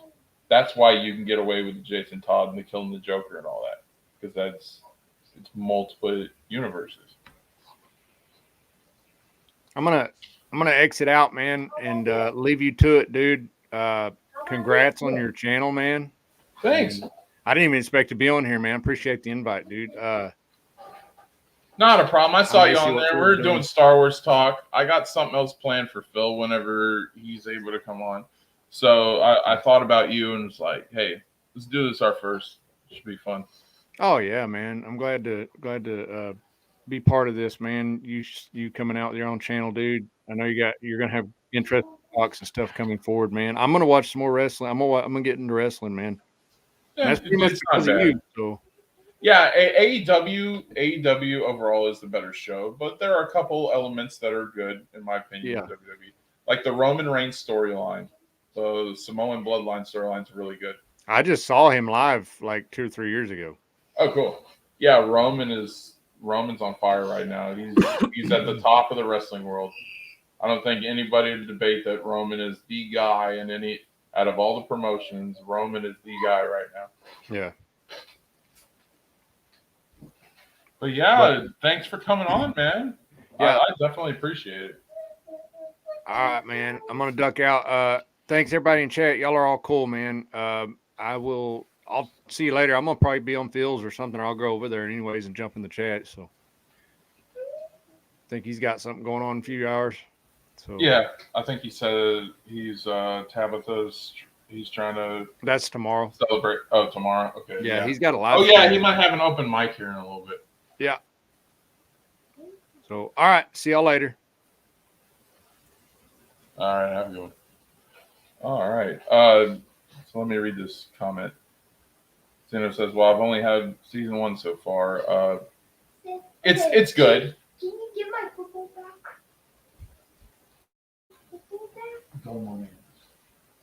All right. Season one was really good. I liked all of them, but you judge for yourself, Zeno. You tell me whether it's crap or not. All right, let's see what else we got here. It's like watching paint dry, except you're standing in an open field. If you're talking about SmackDown, it's not the best in the world, but yeah.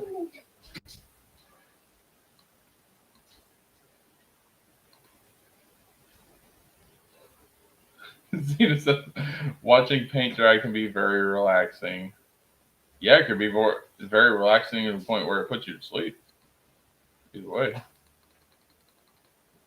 Let's see. Keely Shaw says Roman Reigns to SmackDown is what, Bobby? Technically it is because they're both world champion, but at the same time, Roman has a good character with a very good story arc and has a faction. Bobby does too, but Bobby's story arc kind of isn't on that level. It never has been. It's just everything feels more together and better with the Roman Reigns storyline. Chuck D says, speaking of which, I'm going to duck out as well before it gets sundown. All right, have a good one. Zeno says, I will tell you if it's crap. I know, Zeno, you always will. But guys, I'm gonna finish it up here. Thank you so much for everyone in the chat. Thank you to Aim and Fate for being my guest. And I'll either stream. I might do something tomorrow.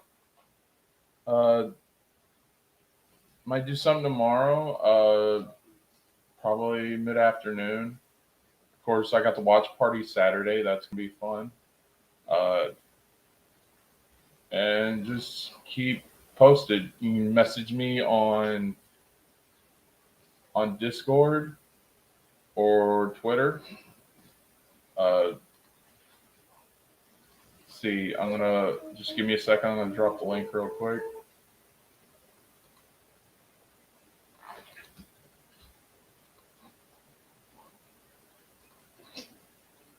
See, there we go.